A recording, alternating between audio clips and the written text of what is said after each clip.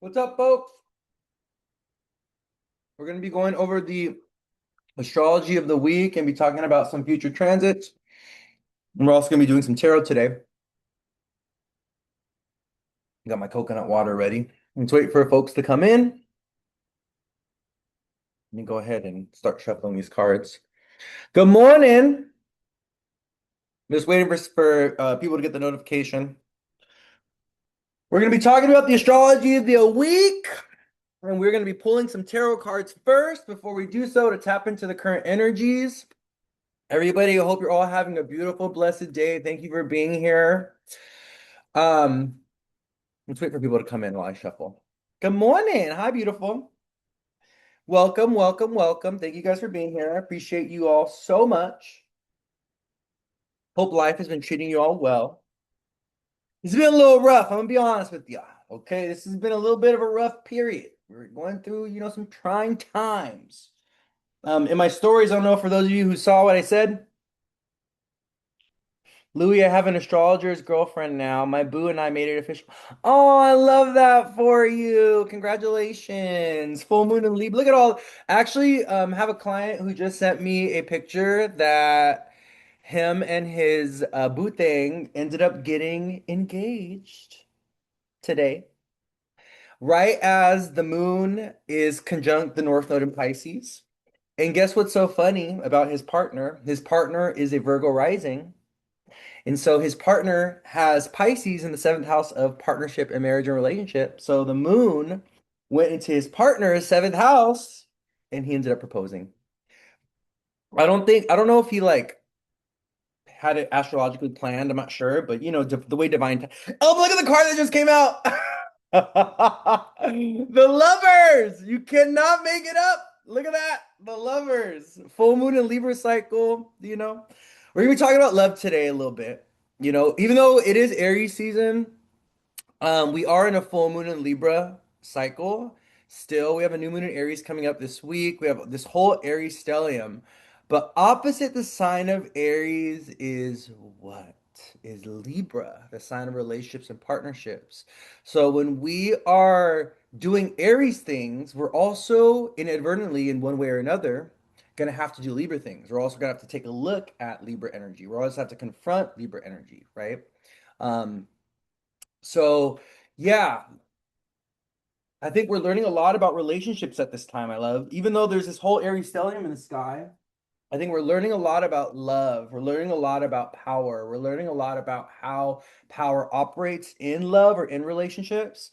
We're also learning about the tension between individual desire and our desire to be in connection. And how sometimes our individual desires create conflict and create disharmony and create distrust and create anger and create woundedness and create pain in our desire to have a relationship or partnership, or in our desire to sustain a relationship, or in our desire to hold on and to keep somebody. And so, what Spirit is saying is that there's a lot of lessons that people are learning right now around, you know what? In order for me to have this thing, I need to like sacrifice, I need to change, I need to evolve, I need to heal, I need to work through some things so I can have this. And that may be someone else that you want. You may want someone else in partnership, in relationship, you may want someone else romantically, right? But the way that you're going about wanting needs to be modified or needs to be adjusted in some type of way. Or you need to go about it in a way that's more genuine and more authentic. It's not so much about you. And I think that's one of the big paradoxes in relationships, and even kind of like one of the lies that we've been told about how we go about relationships today. It's like relationships are very about what I can get, not what I can give. You know, we're always like, oh, what do they do for me? Like what am I getting from the relationship? What do but we're not really asking, okay, what about us? What am I doing for them? What can I give? How can I show up? How can I support, right? But what I do want to say though, in general, with the Lovers card and the Page of Cups coming out, this has been a tremendous time around learning about relationships and learning about others, learning about how to show up for others, and also learning about what we really want, what we really need, what we really value when it comes to relationships. I think a lot of people have been realizing over, during this season, this Aries season that we've been in, especially because we've been in a full moon and Libra cycle. I think a lot of people have been realizing and learning that the things that they've been receiving or getting from others is not really what they want, not really what they desire, or even the type of connections or relationships that they've been in is not really in alignment with their value system in some type of way. So it's like I'm in a relationship where I'm like compromising my values by being open to something called polyamory, okay? But I actually deep down in my heart, my spirit, I don't want that, right? But I'm I'm flexing, I'm going against even my own values so I can have this person or keep this person, even though having and keeping this person is hurting me because the only way I can have them and keep them is by entertaining the polyamory, even though deep down inside that goes against my values and what I want. So there's been a lot of kind of karmic alignment and karmic clearing out and kind of karmic correction that's been happening in the realm of relationships, is what Spirit is telling me. And a lot of it has a lot to do with people that are fed up with like putting up with shit that they don't want to put up with anymore, or realizing, wait a minute, this is not the relationship I want. This goes against my values. This is not the type of connection. I'm not getting what I need. I'm not getting what I want, right? Whatever, whatever. So there's a lot of healing that's been happening in the realm of relationships. I'm sorry, the Page of Cups and the Lover's card, right? But this is also like about this is also about this kind of need to be a strong individual. And this is what Aries reminds us of. This is why we have all this whole Aries stellium building up energetically this week, okay? In order for you to be a strong partner, you also got to be a strong individual.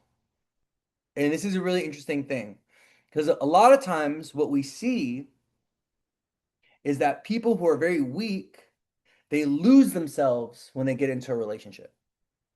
And they're looking for a relationship to compensate for their lack of self, their lack of self-worth, their lack of self-esteem, their lack of self-value, right? They're looking for someone to complete them because they are only 50% of who they actually are, or they're only living up to 50% of their potential, or they've only uncovered 50% of their being or their identity. So they're looking for someone outside of them to complete them, to give them a sense of wholeness, to get them a sense of confidence, to get them a sense of, oh, I'm worthy, I'm valuable. Look at this. Like, look at me. It's like, oh, I'm in a relationship. Like, no, I'm sorry. No, it's not the way it works.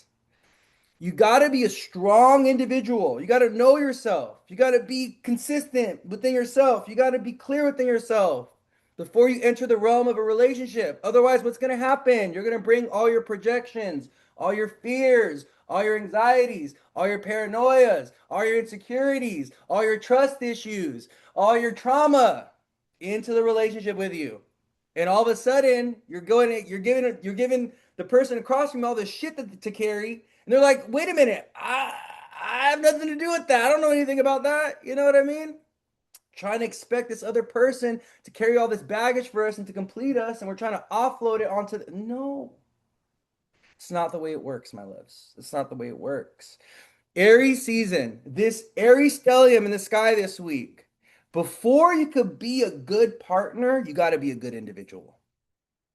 Before you can really show up authentically, honestly, confidently, truthfully, with power and with strength in the realm of a relationship, you got to be able to show up for yourself in that same capacity first. First. Okay? Because what we see today, I'm going to even say it, the majority of relationships are trauma bonds.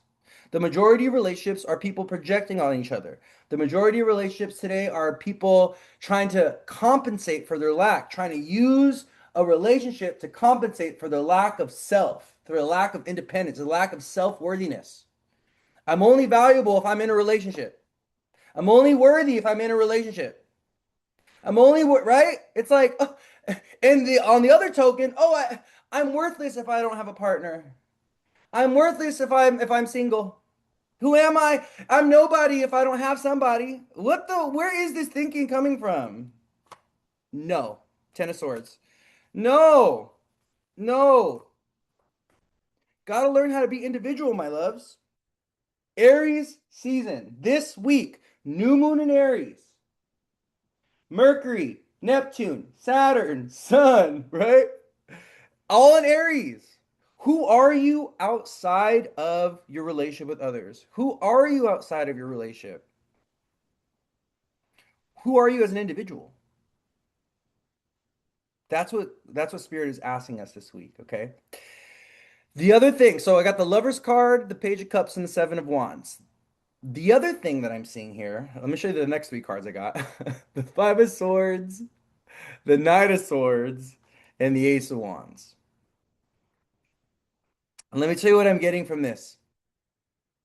This is giving me the energy of frustration, wanting to fight and argue, wanting to express a point, wanting to prove someone else wrong, wanting to put someone else down, wanting to make someone else feel bad, or even people questioning us, doubting us, challenging us, arguing with us, whatever. This kind of like energy of like conflict and like yelling and arguments and like, I don't know, this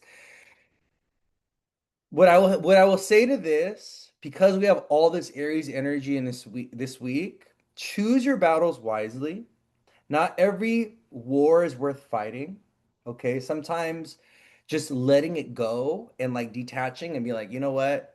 I see it from this perspective. You see it from this perspective. We're not going to be able to like find any middle ground here. We're not going to be able to change the other person's mind. We're not going to be able to find a solution, right? Sometimes you just got to kind of accept, hey, this is the way I see things, this is the way you see things, and that's just how it's gonna be. This is the way I am, this is the way you are, that's just the way it is. This is the way, I believe things, that's the way you believe, and that's just the way it is. And instead of like trying to convince and overpower the other person or trying to like prove them wrong or trying to like, attack the other person or go on the like why are we doing this? What's the point? It's not gonna get us anywhere. So we need to be very mindful of this energy of aggressive communication, impulsive communication this week, speaking before thinking, or even speaking before feeling, thinking about your words and how your words are going to impact other people. And be mindful of this with others as well, because there could be someone that says something this week where they didn't run it through a filter. They didn't think about what they were going to say, how it's going to make you feel, or, how it's going to trigger you, whatever. And then they end up saying the thing or they end up doing the thing. And then all of a sudden you're triggered and you're mad and you're angry and you're hurt and whatever. And then we're arguing and we're fighting or whatever. We just need to be very mindful of this energy in the air this week. Okay. Very mindful of that energy in the air this week. Okay. I am getting with the Ten of Swords on the bottom of the deck though, because I flipped over the deck and I got the Ten of Swords. There's absolute endings and absolute closure with things this week. And I think it's because, we're in the last phase of our full moon and Libra cycle. The moon is about to go into new. So the moon's going to be going through its I believe it's balsamic phase this week before it goes into the new moon. And the balsamic phase has a lot to do with endings and tragedy. It has a lot to do with like losses or just like closure or releasing of things. So the Ten of Swords this week, coming through this week, the Ten of Swords is kind of telling me to tell y'all like you got to accept that there's certain things that you're not meant to go back to. There's certain things that cannot be brought back to life. And also when things end in a way that's very painful or very bitter or very hurtful, you know, and it could be in various ways, right? This doesn't have to be like, oh, something that ended, but it can also be a traumatic experience where, maybe maybe you're grieving the loss of someone, maybe someone passed away, right? Grieving the loss of a relationship or partnership, grieving the loss of a job or a career or something, right? Um, it can be at various types of endings, right? But it's understanding that these endings are part of a larger transformative process that not only are we going through collectively, but also that individual people are going through. They have to learn certain lessons right now about release and letting go, and they have to learn certain lessons about endings. How do how do we deal with endings? How do we deal with grief? How do we deal with when something is like complete, when something is done, like how do we deal with that in a graceful, loving way? In a way that's spiritually informed, in a way that doesn't carry resentment or doesn't carry hatred or doesn't carry woundedness, right? It's like we have a really hard time with endings. We don't like the end. We don't like to go through endings. You know, human beings in general, I feel like we avoid endings like the plague because it's very uncomfortable. You know why? Let me tell you why. You know what endings make us confront, which I think is the root of all fear? Death. I think at the end of the day, all human beings, if you get down to the very root, the bottom core root, the nugget, the seed of all fear, I think it's the fear of death. I think it's the fear of death. And I think we're all afraid to like die and let things die, you know? And we got to get comfortable with death. This is why we're on the spiritual path.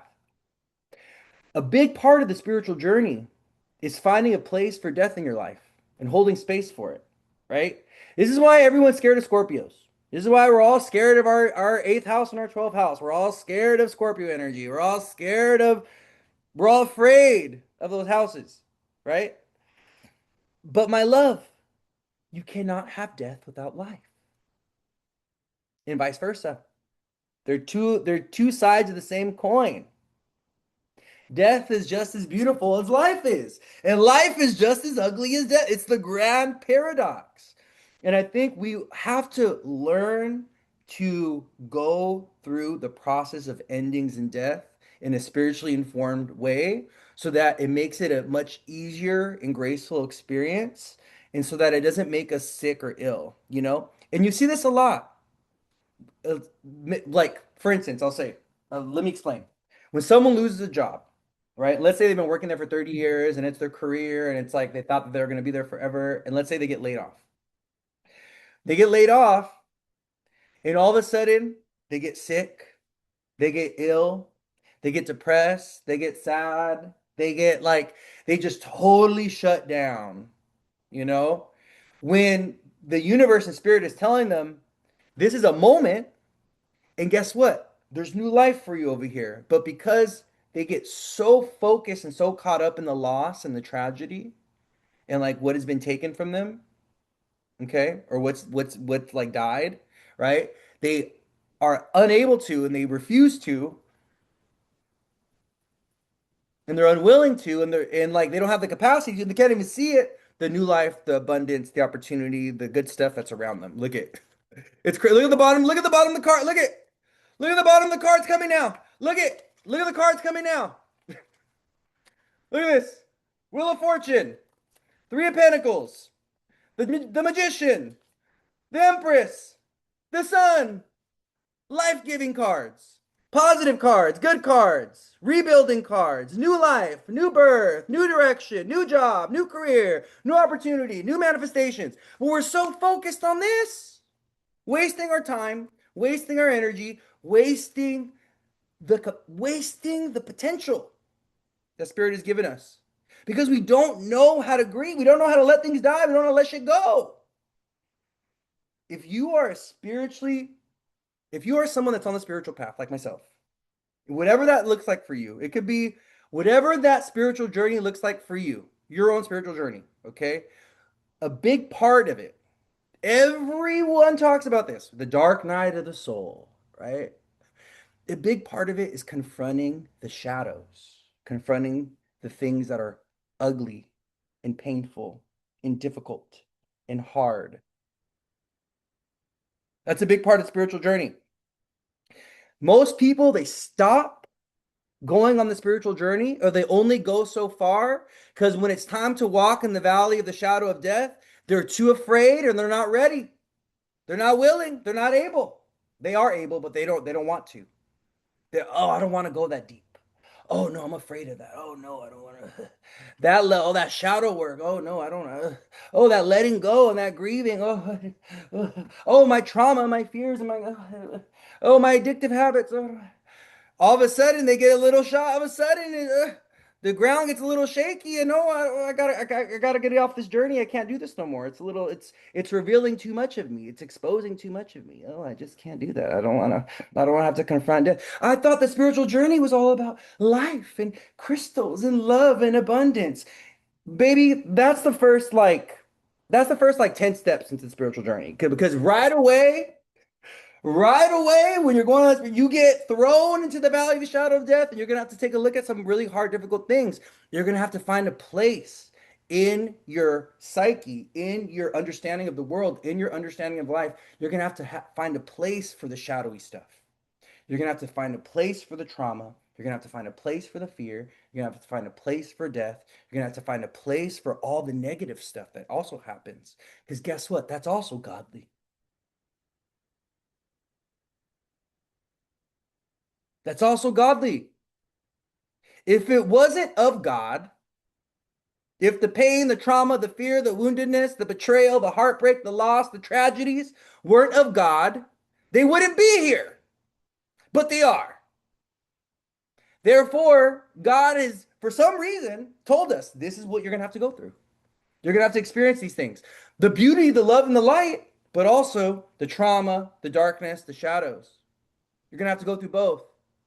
And it's going to be a back and forth, a ping pong.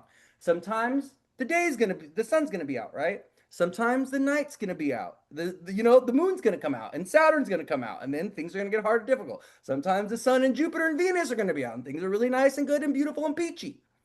But it's like, how do we navigate through these phases? How do we learn as spiritual beings to go and when it's time to transition and move, when darkness is coming, and when we're, we see it coming, and how do we develop that kind of grace and that kind of like patience and that kind of awareness to allow us to transition between these two phases? It could be really, really hard when things are good. Oh, it's like things are good and great, and like, oh my God, we're loving, and everything's so easy and everything's right. But when things are hard or difficult, that's when you're real spiritual. That's when you're really being spiritually tested. That's when the real spiritual journey is happening. Like that's when the refinement is happening. That's when the development of character, the strengthening of character is happening. That's when a lot of the karma is also getting discharged, is what Spirit is telling me. So a lot of times when we're going through hardship or difficulty, we're discharging karma. So we're freeing ourselves or releasing ourselves from karmic bonds from that we inherited from our lineage, or that we, from past lives and things like this. So Spirit is saying, yeah, we need to get comfortable with this process of endings this week, my loves. Okay. And also this week, really focusing on the self. And if you want to be a better partner, if you want a better relationship, if you want, a better type of partnership, then you got to evolve and be better for yourself and do better for you, right? We always, not always, but many times we attract and we end up partnering with people that are mirroring our energy, you know? So it's like you work on yourself, you improve yourself, you like, and you work on your health, you work on your body, you work on your mental health, you work on your creativity, like just become more of you, do more of you, and like love yourself, like truthfully, deeply love yourself. And in doing that, you will magnetize someone that will meet you at that level. Okay. That's like the big message coming through with the lovers card and the page of cups and the seven of wands. But this is also kind of like is also about like just honoring boundaries in relationships and being very emotionally clear around before you okay, lovers card and page of cups. Before you emotionally invest, be clear about what you're investing in. You know? It's like when you invest in general. I don't know if any of you guys like play stocks or if you do like crypto or anything like that. Um, when you invest, you research. You look at the patterns of the stock. How has the stock performed over the last 20 years? Is this a safe investment for me? Based off its history of performance, is it going to be good for me for the next 20 years? That's what we do before we invest. Why are we not doing this with people in relationships? Before we're getting emotionally invested and emotionally caught up in someone, why are we not doing our research to look at their patterns and to look at their history and to really see like what it is they want, to really see what it is they value? Why aren't we like actually objectively detaching and taking a look at them and being like, wait a minute, is this actually the profile of a suitable partner that would be good for me? Red flag, red flag, red flag. No. And we're just Lala, just Page of Cups. Falling in love with delusion, with an illusion. Falling in love with a projection. Falling in love with something that's not even real. Page of Cups. The Page of Cups is a card of delusion and fantasy when it comes to love and romance. Whenever you see this card come out, you always want to think about someone who's emotionally immature, who catches feelings too quickly, who falls in love with an illusion, with fantasy, hopeless romantic sometimes, immature. This is about emotional immaturity in all its ways. It could be emotional vapidness. It could be like, oh yeah, I'm loving. They say they love you, but they don't really act it. They're not really performing it or doing it because love is an action. Love is not a statement. We all know this, right? Love is an action. All right. Okay. Love is something that is we do. Love is something that we do. It's something that we give. It's an action. It's not, I love you. It's not enough. Words are empty nowadays. Words don't mean shit. Words are so empty nowadays. That's why I don't talk to nobody. I keep to myself because people don't say what they mean. They just don't.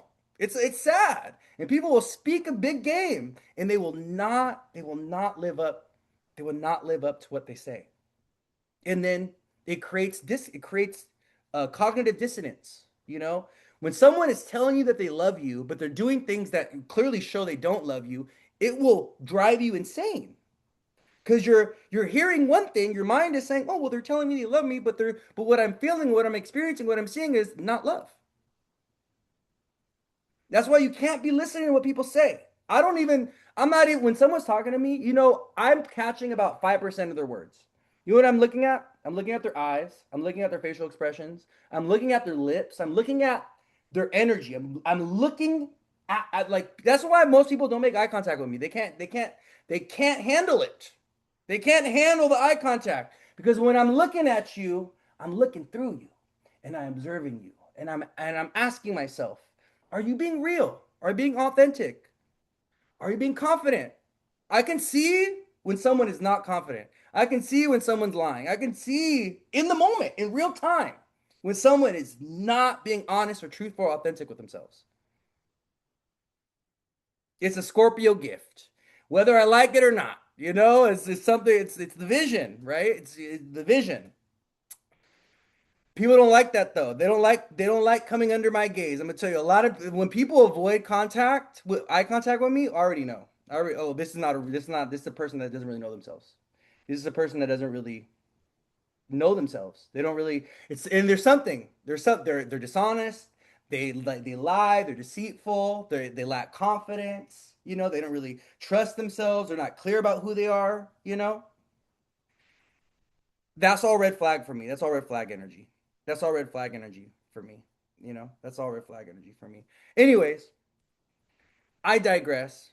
Going back to what I was saying, before we fall in love and before we catch feelings, we got to know what we're falling in love with.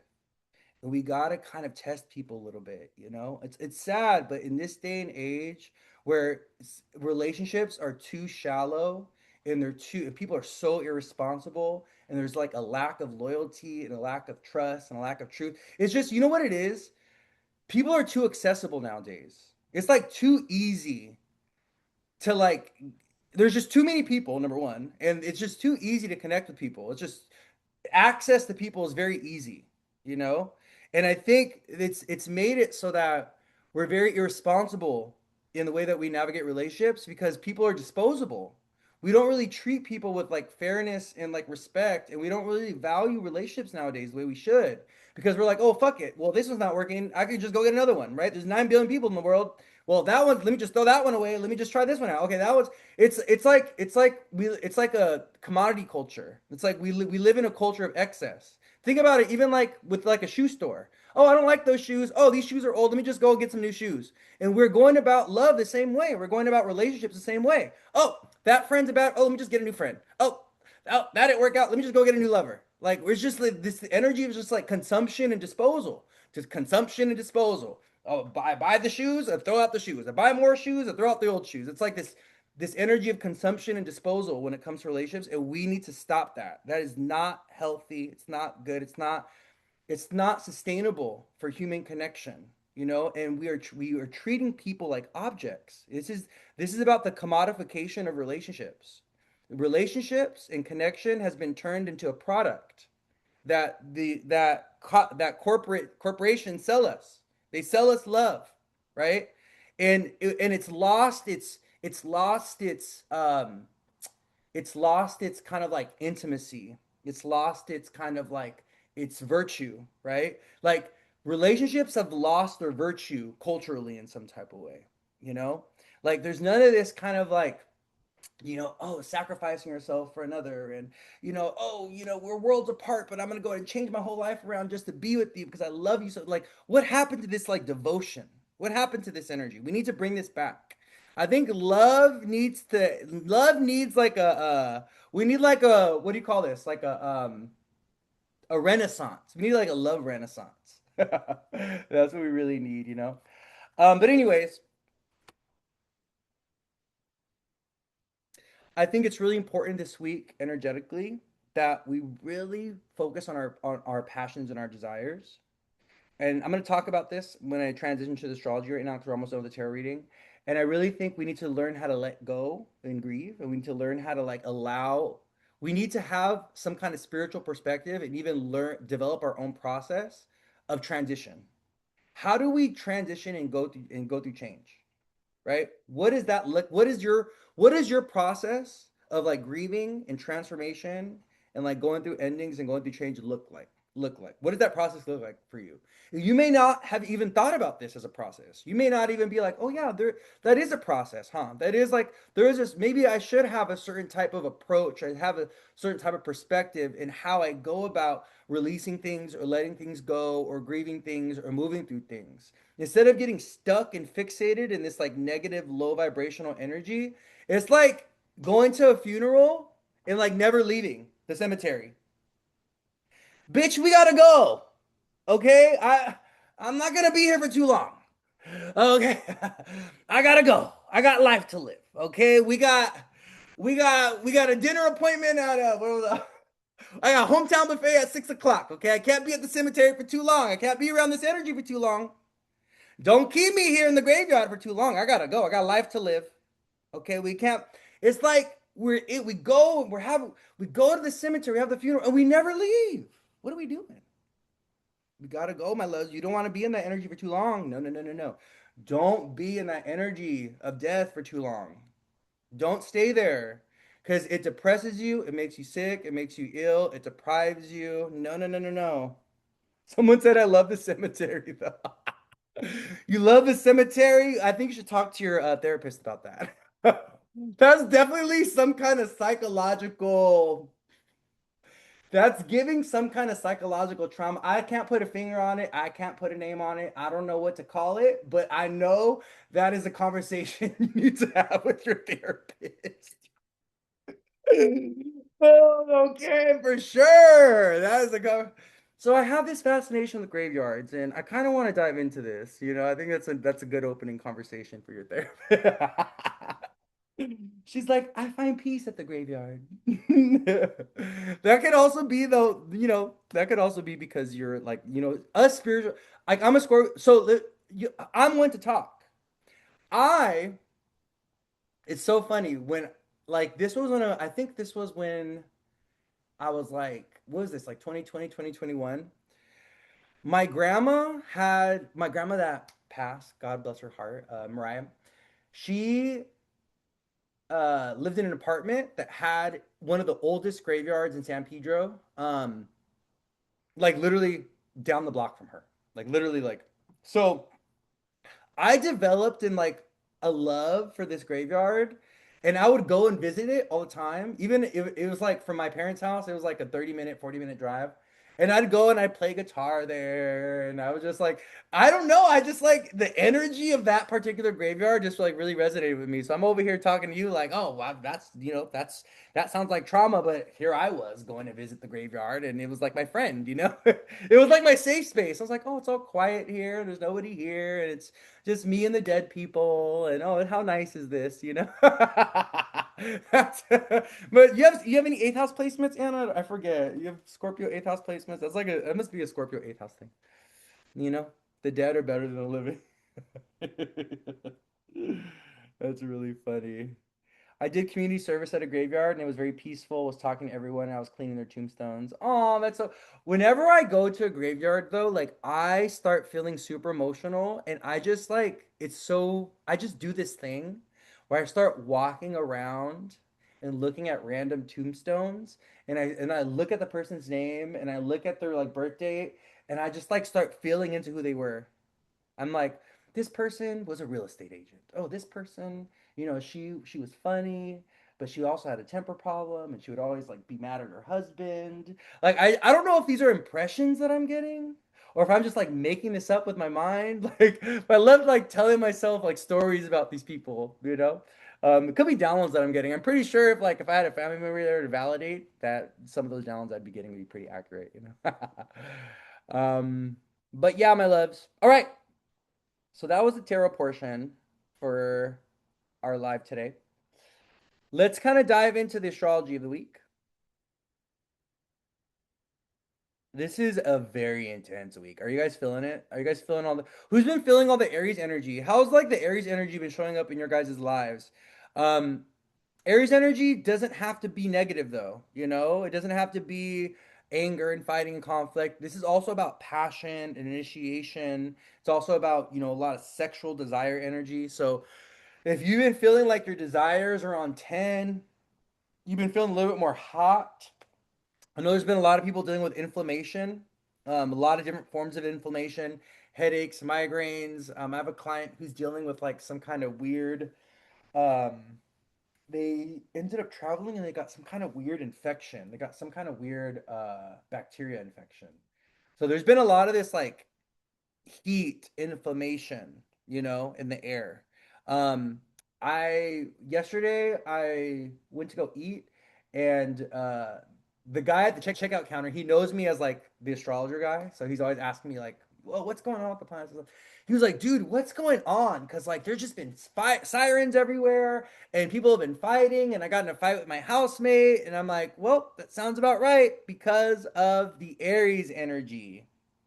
All this Aries energy, we have right now, as of today, April 13th, 2026, we have Neptune, Mars, Saturn, and the Sun all in Aries. And Chiron's been in Aries. That's nothing new. We've had Chiron in Aries for a while.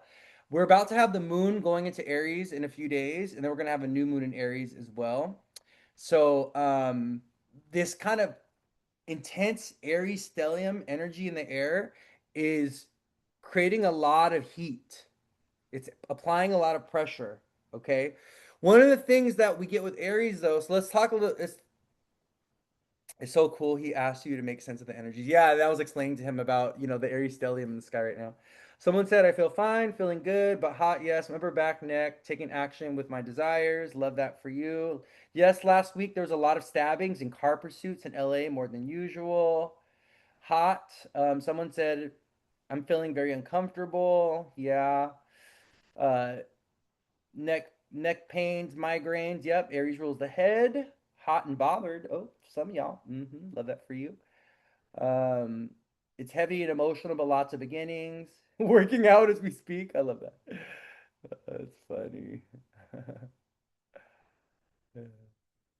Very cool. Yuck.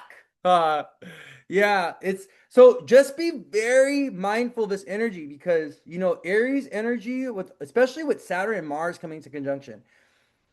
It's crazy because this Saturn Mars conjunction is a signature that has been showing up a lot in the people in like chart readings that I do for people. Um, and also the first time I noticed the Saturn Mars conjunction was in Benito. Um, Bad Bunny's chart, he has Saturn, Mars conjunct in Pisces. And after I noticed it in his chart, it started to show up everywhere. And I love the Saturn Mars conjunction. Oh, one of my best friends also has it as well. They have Saturn, Mars, and Scorpio conjunct. One of my favorite things about the Saturn Mars conjunction. So Mars is at 3 and Saturn's at 7 right now. So Mars is at 3 degrees Aries and Saturn's at 7 degrees Aries. is it creates people that are super hardworking and very authoritative and very dictatorial, and they're very kind of like ambitious and strong. And they also have great ability when it comes to like mechanical skills. So, they have the ability to organize or command large groups of people. They're really good at mechanics a lot of times, especially when men have Saturn Mars together. They have really good technical skills and organizational skills, okay? But Saturn and Mars are enemies as well. You know, Saturn and Mars, they don't like each other and they fight with each other all the time. Saturn is the rules and the regulations of society. So Saturn is like the oligarchy. Saturn is the government. Saturn is the CIA. Saturn is, the FBI. Saturn is, the IRS. Like that's what Saturn is, right? Where Mars, he's the agitator and he's the rebel. Mars is like, fuck the king, fuck the IRS, fuck this. One of my favorite political commentators, his name is Pearlmania, I think. Pearlmania 5000. Do you guys know this guy? Yeah. He's one of my favorite political commentators, and he's always just like angry and like pissed off, and he's like talking shit about Trump, and he's an Aries. Right? Because Aries in Mars is the agitator. Mars has also been traditionally known as the usurper. So he is the gladiator that challenges the king and that defeats the king in battle. So for those of you that have watched Gladiator, the movie Gladiator, uh, you guys remember that with Russell Crowe and Joaquin Phoenix, where he was like the evil king? Well, in Gladiator, spoiler alert, if you haven't seen that movie yet, I don't know what you're doing because that movie came out years ago. Okay. But Gladiator, he's very the Mars archetype. So he's like, he's in prison and he has to like fight his way for freedom or fight in the ring for freedom, right? But his last enemy, his last person that he fights is the king in the ring. And he ends up, even though he ends up dying, he ends up killing the king. So Mars is also known as an usurper, as a kingslayer, as a he's one that defeats leaders or overcomes leaders. He doesn't necessarily want to be king himself though, but he's not okay or happy with authority that isn't true, righteous, respectful, egalitarian, right? Mars is a fighter, and Mars gets most passionate when there is injustice a lot of times. Aries. Because why? What is opposite the sign of Aries? Libra, the sign of justice, right? So Libra and Aries are on the same axis. Mars and Venus have this push and pull relationship. So a lot of Aries, right? Aries energy, Mars energy is very passionate about injustice. It's very passionate about injustice at the same time. So, with that being said, we want to be very aware of this Saturn. Why was I talking about? Oh, yeah, the Saturn Mars conjunction this week. I think it's this week. Let me see. Well, Saturn Mars being together this week. Hold on, it's not this week. It's gonna be. I'll tell you guys when. The actual conjunction. Oh, yeah, it is. It's gonna be on the 19th. Saturn Mars 7, yeah. At a Libra degree. We may see some leaders being overthrown. We may see some warrior energy from people in the lower realms of any kind of like establishment.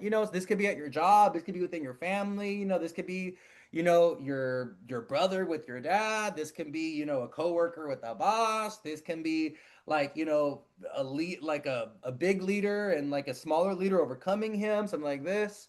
We want to be mindful of this kind of conflict between Saturn and Mars this week, where Mars is challenging Saturn's authority.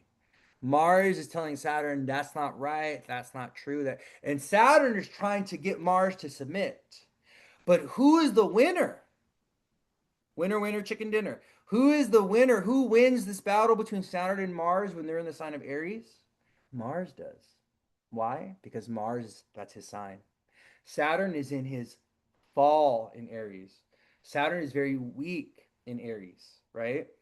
Um, where Mars is in his rulership in Aries. So Saturn has to follow kind of Mars's rules. And Mars ends up winning out when Saturn is in his territory. So it's like Saturn and Mars conjunction is like a war between these two planets. But when it's happening in Aries, Mars's territory, it's like this like Saturn is having to play and fight at Mars's home court in his home turf. So he's not going to win, right?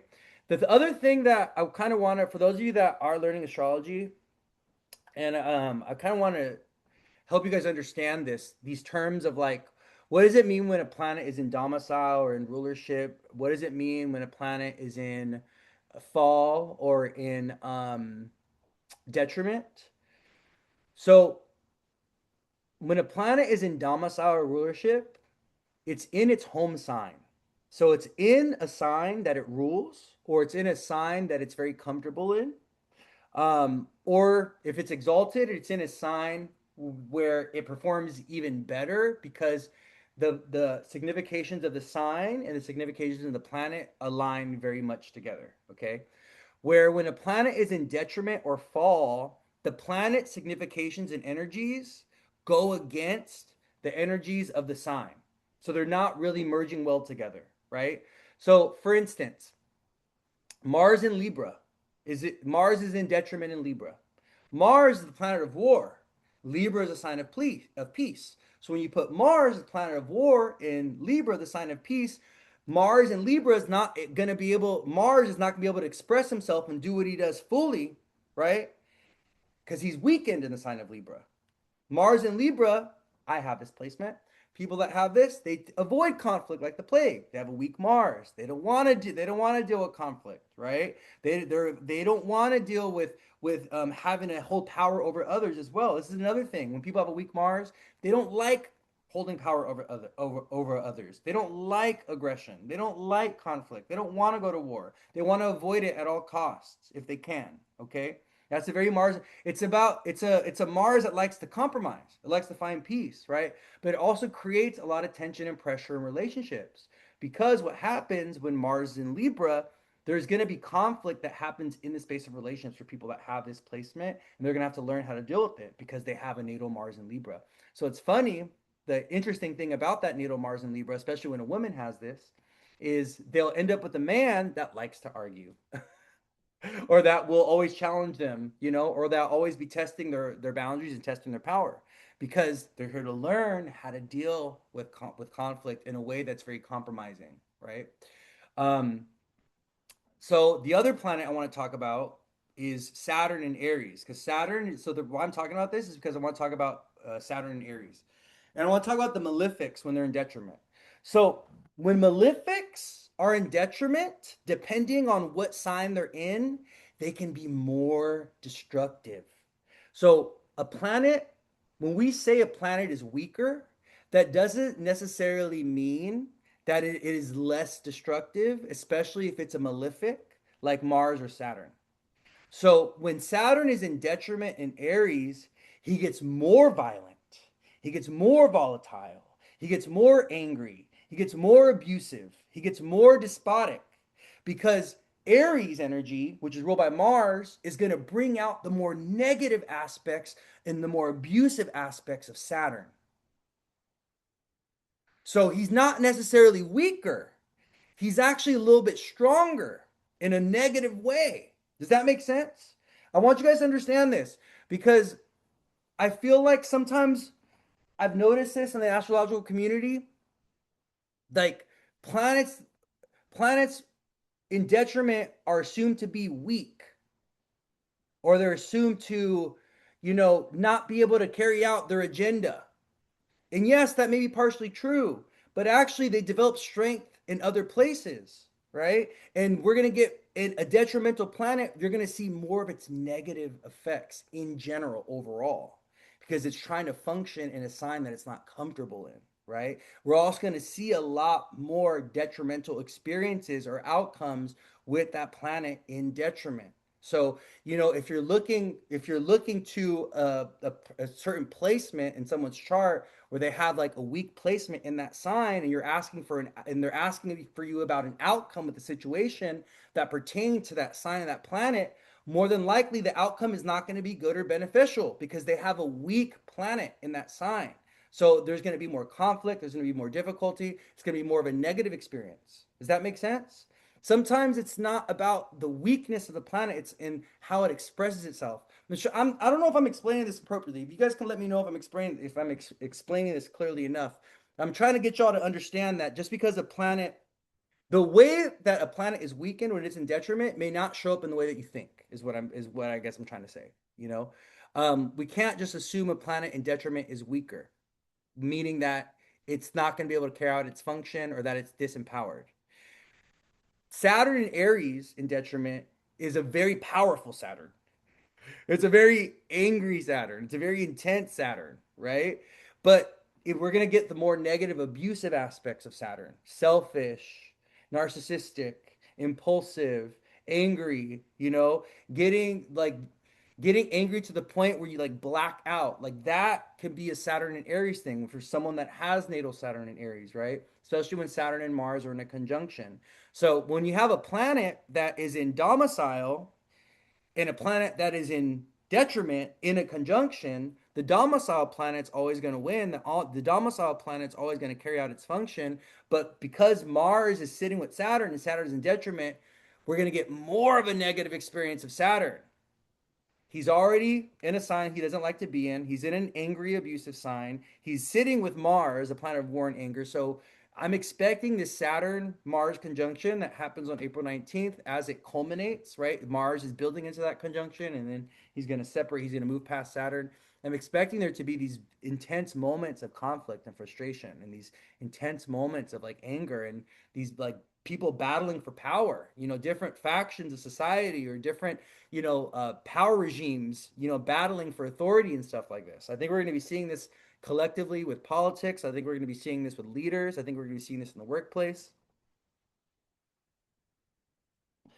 Well, when a planet's in its fall, it's because it's in a sign that is opposite of his exaltation.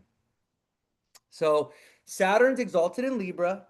He's in his fall in Aries, right? Mars is in his domicile in Aries, but he's in detriment in Libra. So planets are only in fall when they're opposite of the sign of their exaltation. Does that make sense? So Mercury's exalted in Virgo and he's in his fall in Pisces. A planet in fall is is like a doubling down of the detrimental energy. It's more out of place than it being in detriment. So if a planet's in detriment, I would say it's like 50% weekend, where if a planet's in fall, I would say it's like 100% weekend. Those are exacerbated percentages. Okay, let me bring it back a little bit. Those that didn't make no sense. If a planet is in detriment, I would say it's like 30% weekend, or if a planet is in fall, I would say it's 50% weekend. Okay? But that weakness may just show up in the way it expresses itself differently, or it expresses itself in a way that goes against its common expressions or its archetypal expressions. So it creates for better or worse, I don't know what other words to use, but I'm just going to use the word because that's the word that came to me. It creates a perversion of the planet. Is pretty much what happens, you know? I understood it as in fall, it means that it's most, yeah, you could think about it like that too. It's most likely to fall into traps for sure. Yeah, definitely. Uh-huh. You could think about it like that. But when a planet's in its fallen state, it's really in a sign that's uncomfortable. Right? It has no business being in, you know? So like Jupiter in Capricorn, you know? Jupiter's exalted in Cancer, but he's in fall in Capricorn. He loses all of his, because why you put Jupiter, the planet of hope and abundance and joy and creation, in Capricorn, the sign of deprivation and coldness and lack, right? And also endings and death. Back in the day, Capricorn was connected through planet Saturn was connected to ending and death. So this is why Jupiter is in fall in Capricorn, because he is in Saturn sign where he's not doing that great in, right? Exalted in Cancer, in fall in Capricorn. So you always want to think about that. A planet, whatever sign it's exalted in, it's always going to be in its fall in the opposite sign. Whenever a sign is in domicile or rulership in, it's always going to be in detriment or in exile in the opposite of its sign. Okay? Does that make sense? All right. So, this Saturn Mars conjunction, like I was saying, but this could also be really great for initiating long term plans. So, oh, Mercury's going to be on the mix too. I'm looking at Sunday, April 19th. We have Mercury, Mars, and Saturn all sitting together at around 7. So Mercury's at 6, Mars at 7, and Saturn's at 7. And this is also 7 degrees. This is the degree of relationships. This is the degree of justice. This is the degree of the law. This is the degree of balance and fairness. This is also the degree of the kidneys, you know? So I with this Mercury Mars Saturn conjunction building up and building up to this Sunday, April 19th, because that's when it's going to be happening. I want you guys to be very mindful of, your health, kidney health, blood health, mental health, um, migraines, headaches, inflammation in general is probably going to be on high. I will also say the combination of Mercury coming in here is going to create some drama at jobs and like the workplace. Okay. We may see some crises as well, my loves. Aries rising, I'm embroiled in a hostile work environment and now there's an open investigation. Yeah, it's going to be bad. Well, you may see it escalate or you may see it culminate, by Monday of next week on April 20th. As Mercury, Mars, and Saturn are all piled on top of each other, you know? This is very intense energy. This is also the energy of like fires, electrical fires, car accidents, crisis, health crisis, people breaking an arm, falling, breaking an arm, hurting something, getting cut, getting burned, getting bruised, something like this. So the best protection when there's all this Aries energy in the air like this, the best protection is to slow down, to not be so impulsive or not be so rash, and to also kind of this may be a week where you want to kind of like, and even next week with because we're still going to have this Mercury, Mars, Saturn, Aries. My kids in Aries rising, and the nurse called about him getting a busted lip. Yeah. um you might want to like slowing down, okay, not being so aggressive or rushing through things will definitely help with navigating this energy. Okay. Um, Also, before you say things or before you like make a decision, sit on it for a bit. Libra, if we have too much Aries energy in the sky, what is the sign that we reach for? We always reach to the opposite sign to bring it back into balance, which is Libra, right? So before you make any decision or choice, Libra will weigh the options, consider this, consider that, think about the impact of that choice or that decision before you commit to it, right? Impulsive, rash, destructive, irrational, doing things just out of pure desire, pleasure, anger, stay away from that this week, okay? Be mindful of this with yourself and be mindful of this with others. Only because there's an excess of Aries energy in the air, okay? And it does bring a lot of arguments and fights and conflicts. Who is going to be triggered by this energy? Who is this energy going to be hitting the most? The cardinal signs: Capricorn, Cancer, Aries, and Libra can become a victim to this energy. So if you are a cardinal person, you have a lot of cardinal in your chart, you have cardinal in your big three, Cancer, Capricorn, Aries, Libra, you have it as your rising sign. Pay attention to where this Aries energy is accumulating in what house, especially if you have a cardinal rising, because that's where you're going to see this kind of like buildup of pressure and like tension and stuff like this. Um, yeah. All right. And in general, if wherever you have Aries in your chart, take a look at that house. What the fuck is going on with that house right now? What's going on with your Aries house right now with all this Aries energy, right? I'm a Pisces rising, so it's my second house of money and finances. I have Mars and Libra in the eighth house, and this whole Aries stellium is going to be posing my eighth. I already know what this is going to be for me. It's going to be my taxes. I already know what it's going to be for me. It's going to be my taxes. Somebody tried to try me today. Yeah. So, this is my dear friend that I mentioned, who I said has a Saturn Mars conjunction. They decided to out themselves, so Mrs. Lucy Two Feathers, thank you. But yes, Lucy has Mars Saturn conjunct. Let me tell you, that is not a woman you want to cross. Okay, when I saw it, I went to New York with Lucy. I went to New York and we hung out, and I'm going back there this summer as well. I'm gonna because she got a new place, and I'm gonna be staying at her place. But let me tell you, I saw a side of Lucy that I had never seen. I was like, damn, that is not someone I want to get in a fight or an argument with. I do not want to get on her bad side. Okay, I'll tell you that.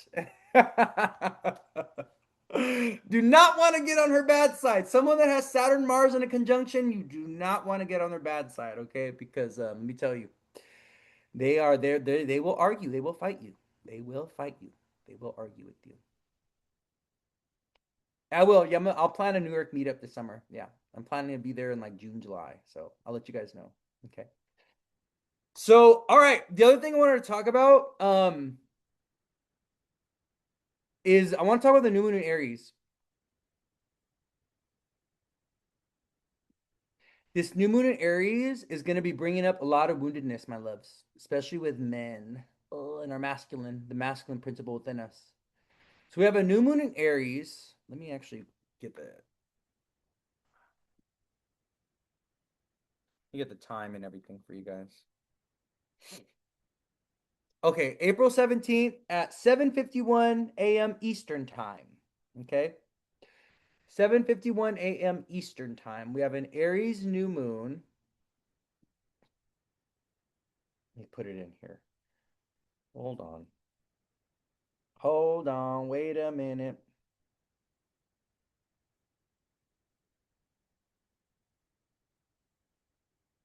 Let me pull it up, pull up the chart. There we go. Okay. Leo's on the rising right now. Very cool, very cool. Moon conjunct the North Node in Pisces. Look at that. How beautiful. Ninth house. Leo's on the rising, so like Aries in the ninth. So cool. All right, let's go back to or let's go to the day. Let's go to our new moon. I think this is like a this new moon is like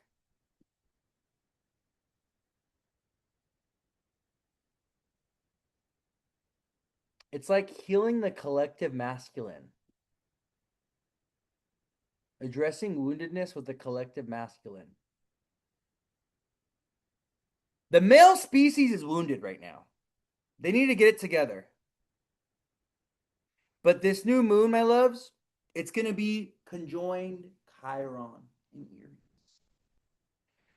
So this is going to be a new moon that invites healing, especially around our identity, our power, our autonomy, our sense of self. Deep emotional healing, deep identity, ego healing, deep healing of mother father wounds. How our mother didn't love us or approve of us, how our dad didn't accept us or see us, you know? Like deep wounding around this stuff that's getting healed with this new moon. There's an invitation to go into yourself and heal this ego, heal this fractured, tainted, wounded, delusional ego that you have, okay? That sense of self that you think you are, that you are not, my love, okay? Because the new moon's sitting with Chiron. It's with Chiron and Aries, you know? So there's gonna be a lot of woundedness that this new moon brings up, but it's a new moon, so it's giving us an opportunity to what? New perspective, to move forward from it, to be like, you know what? Yes, this happened to me.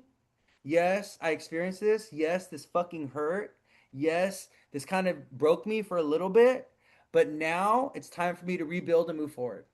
Now it's time for me to like get going and to launch the plan and start, getting clear with who I am so I can like move forward. Cuz this new moon in Aries really wants to propel us forward. This new moon in Aries really wants to be a launching pad for us, but it's amidst like fire and destruction a little bit. It's amidst a lot of woundedness with the self in some type of way. We got to take a look at what hurts with this new moon. You know what I mean? Um, Chiron conjunct the sun. Chiron conjunct the moon for the new moon. It is going to be at 27 degrees, which is a Gemini degree. So this has a lot to do with siblings, aunts, uncles, cousins, extended family. There could be like some family dynamics that need to be worked through or healed through with this particular new moon. Okay. Mom. Let me put the new moon on the rising. Hold on. Let me see. I put it on the rising sign. Yeah. The new moon on the rising so I can get an idea of what the chart looks like. More job losses, unfortunately. You put the new moon on the rising. What do you get in the eighth, in the sixth house? You get the South Node in Virgo. So, where are all the jobs going? Is what I'm saying. Mommy shit on my end as a Friday. Yeah, there's gonna be a lot of that kind of stuff coming up, especially with the moon in Aries. The sun is exalted in Aries, right? So the sun and Mars, they love being in Aries. Oh, these planets do great in Aries. The moon and Saturn and Mercury, not so great in Aries. They don't really function that well in the sign of Aries. So we have a new moon in Aries where the sun is exalted. The sun is extra strong, but the moon is being burnt out by the rays of the sun, right? I'm securing a job contract. Oh yeah, Venus and Taurus. I love that for you. Yeah, not for everybody. Some people, you know, you got Taurus in the sixth house. You're a Sag rising? You must be a Sag rising, unless you're looking at your chart in Placidus. But yeah, not everybody. But we're gonna see with the South Node in Virgo in the sixth house. We're gonna see more announcements around like mass layoffs and stuff like that. Especially around get your Sag rising, especially around like mercurial jobs, so like processing jobs, delivery jobs, maybe assistant jobs, kind of like everyday employee jobs. you know um we're gonna see that. But the cool thing about this new moon, because it's so focused on like the first house, if we put the new moon on the rising, this is like really about the self. It's about our relationship with our body. This new moon's about our relationship with our mind, our relationship with our body, our relationship with our power, our relationship with our desire nature. Like, are we living a life of passion? Are we living a life of conviction? Are we living a life of forward movement, of direction, right? Not in a compulsive, destructive way, not in that type of Aries energy, not in the low vibrational Aries energy, but in a very focused, intentional way, right? I think the other thing that we have to lean on with this Aries stellium, we got to lean on the Venus and Taurus. Venus is in the second house in the chart. This is about beauty. This is about art. I think this is a good way to navigate this energy is to do Earth things, Venus and Taurus things. Going out into nature, doing some fishing, going on a hike, going to the park, reading out in the park, especially if you have nice weather.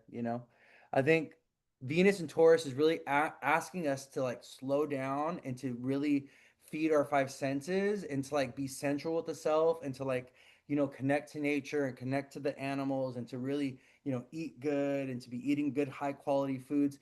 I think these are good ways to navigate this excessive Aries energy in the sky and like to navigate this new moon and Aries cycle, like leaning on the Venus and Taurus, groundedness, nourishing the body, slowing down, being patient, being out in nature, getting some sun, feeding your five senses, being really compassionate with the body, really focusing on the body. This new moon with the Venus in the second house in Taurus and like the whole Aries stellium is really giving a focus on the self, a focus on the body, focus on the physical form, a focus on our power and our desire, on our pleasures, the things that we like, the things that we enjoy, the things that inspire us, the things that motivate us. Okay. One of the things I will say is this new moon, it's not directly squaring Jupiter in Cancer, but it kind of is. It's making a square, a sign-based square to Jupiter in Cancer, the fourth. So I do think we're gonna see a lot of people like moving or relocating, or people, and this is something I was talking about the cardinal signs. I did a post on this through it with the new moon in Pisces that we had. Um, like a month ago now, where we're going to be seeing a lot of people moving and relocating with Jupiter going forward in Cancer and Jupiter, finishing up in Cancer by like June, July. We're going to see a lot of people like moving, relocating, and this is a new moon that we're definitely going to be see some. We're going to see some activity where people are planning to move, people are selling a house, buying a house, some kind of big changes with like real estate and property. That we're going to be seeing with this new moon for people because of that, because it's like squaring that Jupiter in Cancer, you know. But this definitely can bring conflict and tensions and fights with like family and like the mother, this new moon energy or this excessive Aries energy. I'll talk about this again next week because as Mercury and Saturn are going into the middle late degrees of Aries, they're going to come into a square with Jupiter, and so this is gonna come up in conversation again.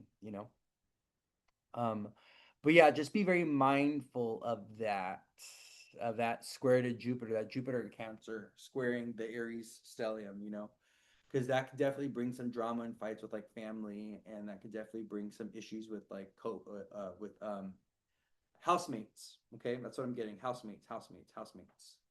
Challenging experiences with housemates. Okay.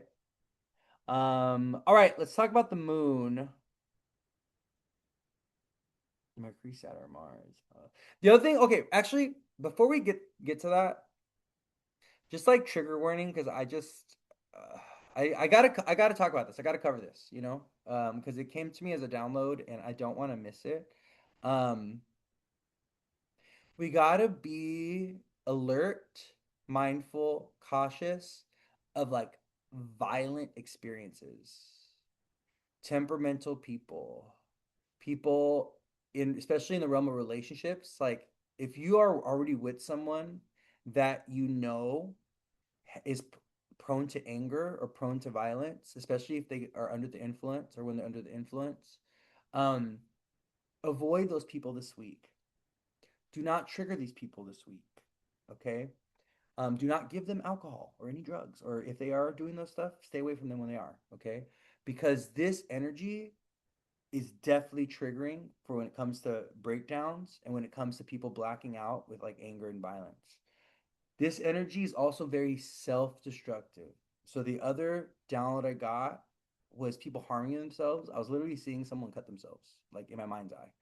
So, and it's because of this Aries energy. This Saturn, Mercury, Mars in Aries can literally magnify self-hatred, anger against the self, rage against the self. So if that anger, right, it's like it builds up inside, it needs to come out. A lot of times that people don't project that on others, they literally will abuse themselves or hurt themselves, right? So we got to be very mindful of this energy this week and next week. This kind of like self neglect, self abuse, hurting the self. I got to feel pain, you know? So, yeah, in this like anger, violent, angry, you know, destructive energy. Okay. The other thing I wanted to say is because Neptune is involved in this, Neptune and Aries. I'm looking at Neptune at 2, right next to Mercury, Mars, and Saturn. Not everything can be as you think it is. So you may be getting mad about shit that's not even real or not even true. Or you can be having feeling some type of way or feeling some kind of anxiety or paranoia about something that's not even real, not even true. Because why? Neptune is a planet of delusion. Neptune is a planet of imagination, very creative. A lot of times our dramatic emotional state feeds in to our delusion, right? So if we are feeling very anxious, very sad, very stressed, very whatever, that emotional energy will feed into our imagination and will create scenarios, we'll come up with scenarios, start to see things or experience things that are not even real, especially in that space between ourselves and the other person or someone else. So before you go on the attack, before you address something, before you get angry or mad about something, take a step back and be objective and be like, wait, is this actually something that's even happening? Is this like my real experience? Like, is this actually something that is like true, right? Or am I just being fucking delusional right now? Am I just being mad at some bullshit, you know? Am I just being mad or irritated at things that are just like imaginative? You know what I mean? Like, so just be clear with that because the Neptune and Aries can make things very confusing, especially with Neptune and Mercury come into conjunction. So we have a Mercury Neptune conjunction on Thursday the 16th. Yeah. Mercury Neptune. Yeah, Mercury and Neptune are going to be right before the new moon actually. Right before the new moon, we have Mercury and Neptune in a conjunction.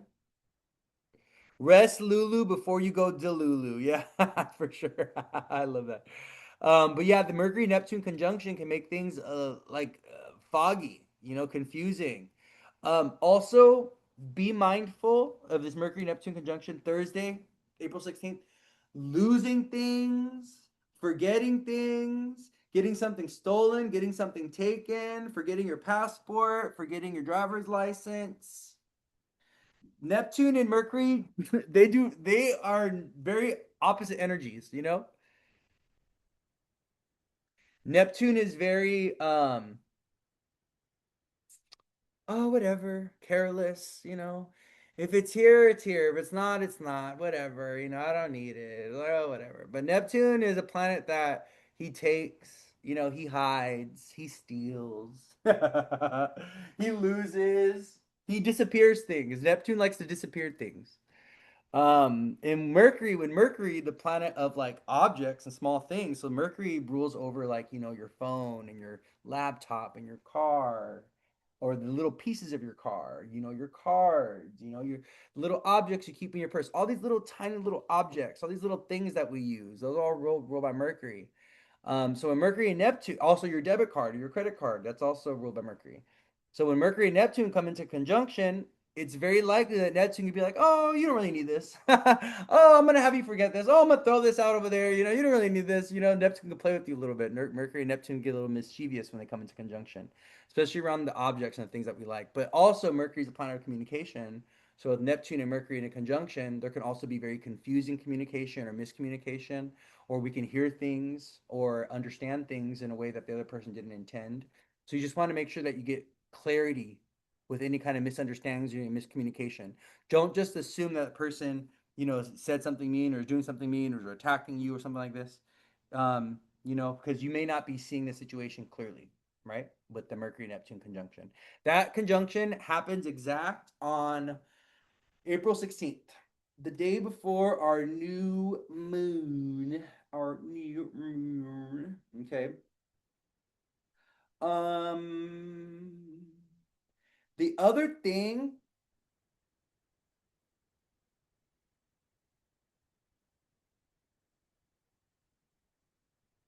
yes, Edith, that is true. Yes. I'm about to talk about 29-degree Uranus and Taurus, but let me answer this question. So Edith asked, quick question about Mercury. I heard that Mercury is usually in the same house as your sun, or one house ahead behind. Is this true? Is this because Mercury is the closest planet to the sun? Yes, this is very true. So this is true for both Mercury and Venus. Mercury can only be up to one sign away from your sun placement, where Venus can only be up to two signs away from your sun placement. So if you take a look at your chart, you'll notice that your Mercury and your Venus are only going to be one or two signs away from your sun placement because Mercury and Venus are closest planets to the sun, but they're also within the Earth's orbit. So it's like Mercury, Venus, and then Earth, right? Where Mars, Jupiter, Saturn, and all the other planets are outside of Earth's orbit. So they have a little bit more detached relationship with the sun. That's why they can go apart from the sun. Mars, Jupiter, Saturn, Neptune, Uranus, all the other planets. um, where Venus and Mercury can't because they're very tightly bound to the sun because they're actually within Earth's orbit or not within Earth. Am I saying that right? They have closer orbits to the sun than Earth does. That's what I meant to say. Okay. So Venus, Mercury can only be up to 28 degrees from the sun, where Venus can be up to 48 degrees from the sun. So you can actually track this. You can track when Mercury's about to go retrograde from when he's about to go retrograde because this is what happens. Mercury, he goes to 28 degrees away from the sun and then he starts slowing down. And right when he gets to that separation point of 28 degrees, he retrogrades and he gets pulled back. And he goes, and he slingshots and he goes retrograde all back. He goes behind the sun and then he goes to 28 degrees opposite side of the sun and then he starts to slow down and then he goes direct and he slingshots back the other way. So Mercury can only be up to 28 degrees away from the sun. Venus does the same thing, but she does it up to 48 degrees. So Venus, she goes to 48 degrees away from the sun, and then right when she gets to that 48 degrees, she starts to slow down and she stops and then she goes backwards and she retrogrades. Obviously, 48 degrees is longer than 28 degrees, which is why Venus retrogrades once every 2 years, where Mercury is retrograding 3 times a year, right? Like Venus retrogrades very, very rarely because her synodic cycle is a lot longer than Mercury's. Mercury is very, very close to the sun. He's very tightly close to the sun, where Venus has a little bit more distance. Her orb is a little bit wider, you know? So, but yeah, that's why Venus and Mercury retrograde in that way. And why they can only be up to so Venus can only be up to 2 signs away from the sun, where Mercury can only be up to 1 sign away from the sun. Okay, to answer your question, yeah, I've actually and I've talked about this before, but maybe you didn't. I've brought it up. I've brought that up multiple times. I actually did a whole little thing on it a few years ago on my stories, but yeah. So I want to talk about Uranus at 29 degrees Taurus because Uranus is at a climactic degree. He's at a degree of crisis. He's at a climactic degree. What's it called? What's the official term for it? Oh my god, I'm spacing on the word. Critical degree. Um, this doesn't apply to Mars. No. The reason why this doesn't apply to Mars is because he's outside of Earth's orbit. Yeah, anaretic degree. Yeah, anaretic degree, critical degree, 29 degrees. Yeah. Um, so with Uranus at 29, this is a very extreme erratic placement and degree for Uranus. It brings kind of like chaos, upheavals, unexpected shifts and changes, dramatic changes, especially if you're a fixed sign. If you are Taurus, Scorpio, Aquarius, Leo, the Uranus and Taurus at 29 degrees and about to leave Taurus and go into Gemini can bring some kind of major completion or conclusion in your life over the next few months where there's like a dramatic finish or dramatic ending, or there's a dramatic rupture or shift that happens that kind of sets the new paradigm or sets the new foundation for what the next 7 years of your life are going to look like in reference to Uranus, in how Uranus is going to be moving into your life or moving through your life, right? So I just want you guys to like be mindful of this 29-degree Uranus and Taurus. If you have anything around in early degrees of like Gemini, Virgo, Sag, or Pisces, or if you have anything at the last degrees of a fixed sign, Scorpio, Taurus, Aquarius, or Leo, you are getting hit by this Uranus at 29 degrees. And so for you, this may be something that's very immediate, very tangible. You could be feeling or experiencing a Uranian situation or seeing Uranus's influence or his energy in your life in a very real way with this Uranus at 29 degrees and him sitting at that. Okay. Venus is going to come into conjunction with Uranus next week. We'll talk about that when we get there. But that's going to be that's a big transit typically for relationship shakeups, you know? A lot of people break up during Venus Uranus transits. A lot of people break up or separate or go through divorce during Venus Uranus transits. And so we'll talk about that next week. But Venus is on her way. She's on her way to hitting that Uranus at 29 degrees, you know.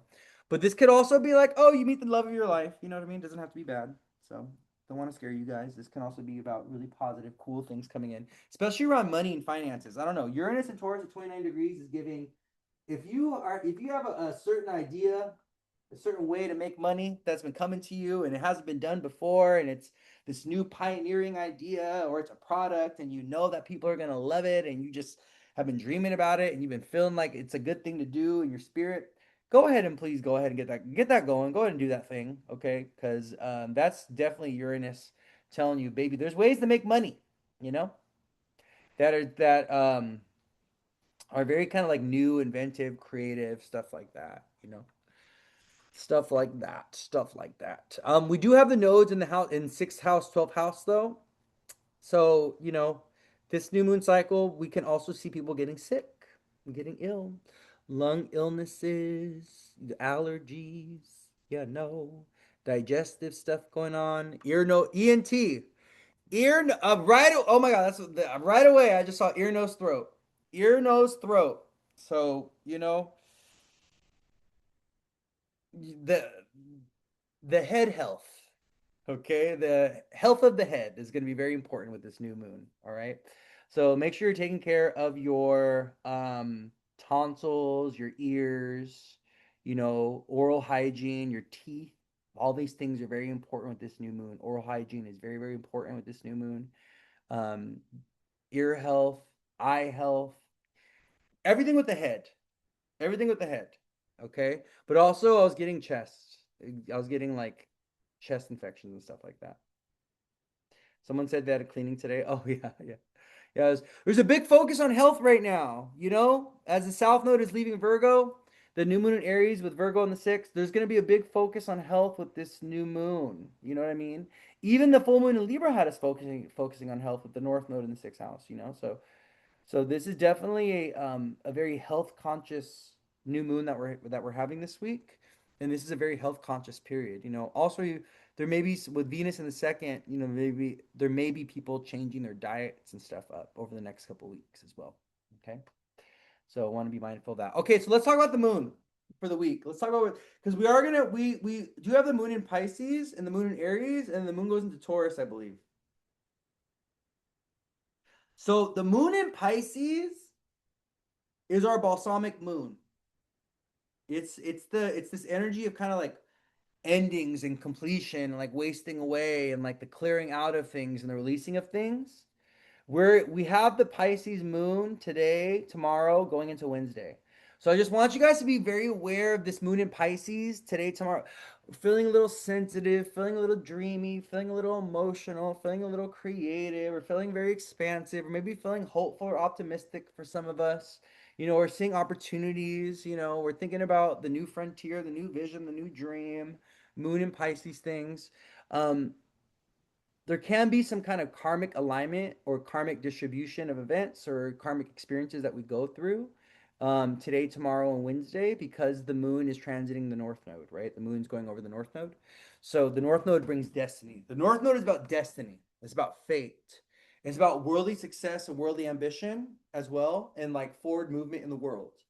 So, you know, sometimes a north node transit can be about like upward movement in society, making more money, you know, more fame, you know, a higher position in the company, something like this. So with the moon north node transiting today, tomorrow, Wednesday, moon in Pisces co-present with the north node, I just want you guys to think of to be like, okay, we're spirit, divine universe, what is the forward direction? Where are you taking me? Where are we going? What are we doing? What do you have for me? Okay. um I always recommend, you know, spiritual activity during the Pisces moon, especially divination stuff. So, you know, getting tarot readings, you know, pulling your own cards, prayer, meditation, yoga, you know, sitting by a body of water, taking a day to be in your own energy, alone time. You know, Pisces, the sign of loneliness, right? The sign of isolation. People that love to be alone. The hermit. It's one. Well, Virgo is connected to the hermit, but the axis of Pisces and Virgo has a lot to do with hermitages, being a hermit. Like, you know, disconnecting from the world, disassociating from the world, being an outsider, right? Being outside of society in some type of way, or removing oneself from just the norms of everyday life.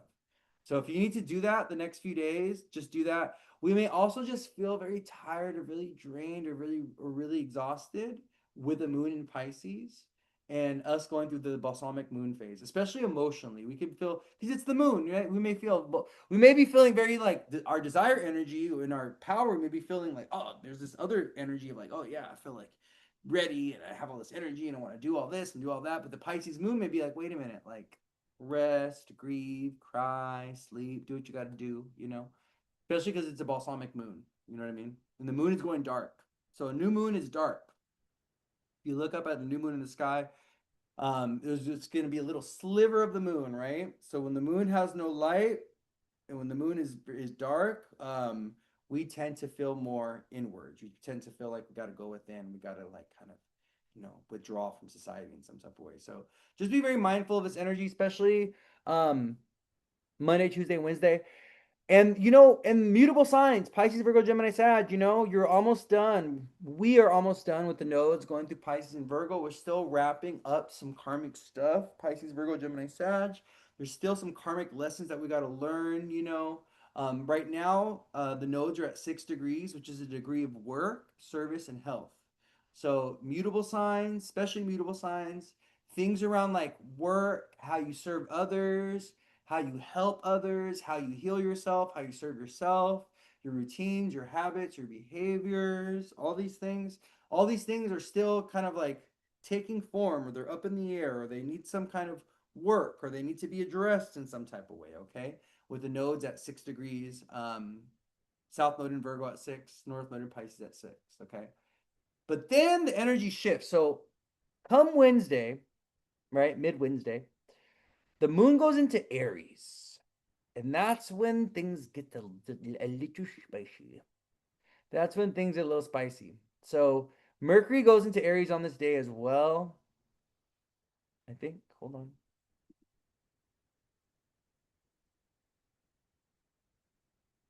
Yes. No. Maybe it's Tuesday. Maybe it's Tuesday. Oh yeah, it's Tuesday. It's like very end of day, Tuesday, April 14th, Mercury goes into Aries, and then soon thereafter, the following day, the moon goes into Aries. So by Wednesday of this week, by the 15th, so tomorrow, Mercury goes into Aries. And then on Wednesday, the moon goes into Aries. And then so Wednesdays, I'm gonna be honest with y'all. Wednesday evening, especially going into Thursday, there's a lot going on. We have the moon going over Mercury, Neptune, Mars, Saturn. Wednesday evening going to Thursday. And it's prepping us for our new moon, right? In Aries. So I just want you guys to be very mindful of this like sudden shift of energy and this like heat, that this like agitation in the air on Wednesday evening, Wednesday afternoon, even going into Thursday. And the energy is going to be in the air starting Wednesday going into the weekend because we just have all this Aries energy. Okay. So especially Wednesday and Thursday.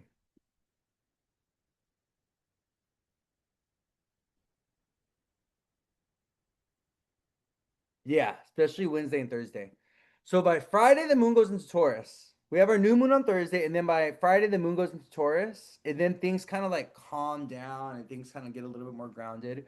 We are going to have a moon Pluto square though that happens on Friday, so just be mindful of like, you know, emotionally intense experiences or emotionally transformative experiences, or even like things coming out, things being brought to the surface, people divulging of emotions, divulging feelings, people telling you their secrets, letting you know what they're thinking or something that happened or whatever.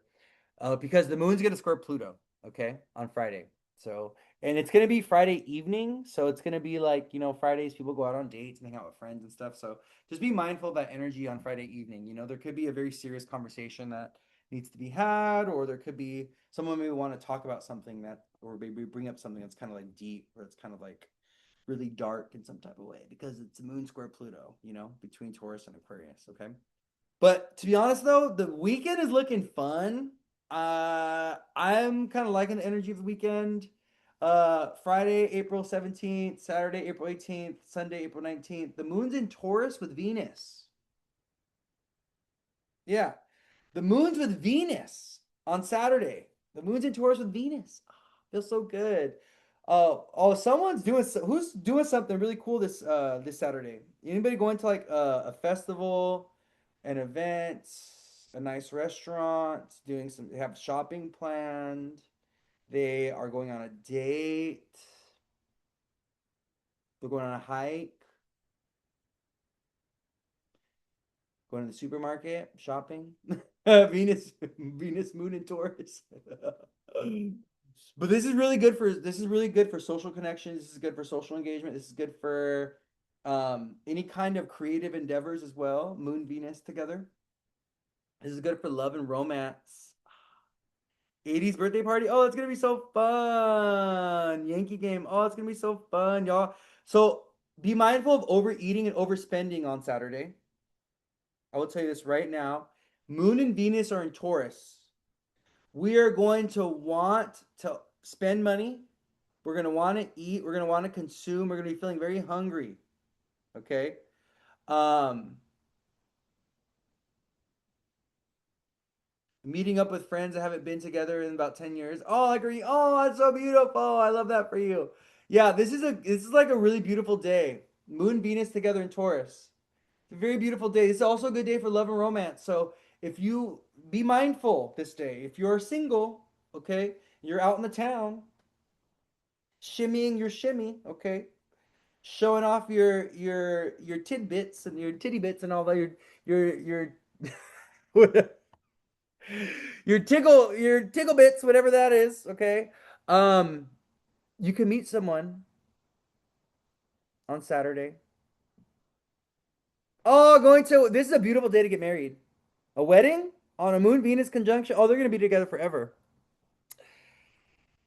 That couple, whoever's getting married on Saturday, they are going to be together forever. Those people are going to be together forever. Venus, Moon, and Taurus together. It's like, oh, that's a very abundant couple. I don't know. It's kind of giving. It's kind of giving. I don't know. It's kind of giving marrying for money. Honestly, the astrology of Saturday is giving marrying for money.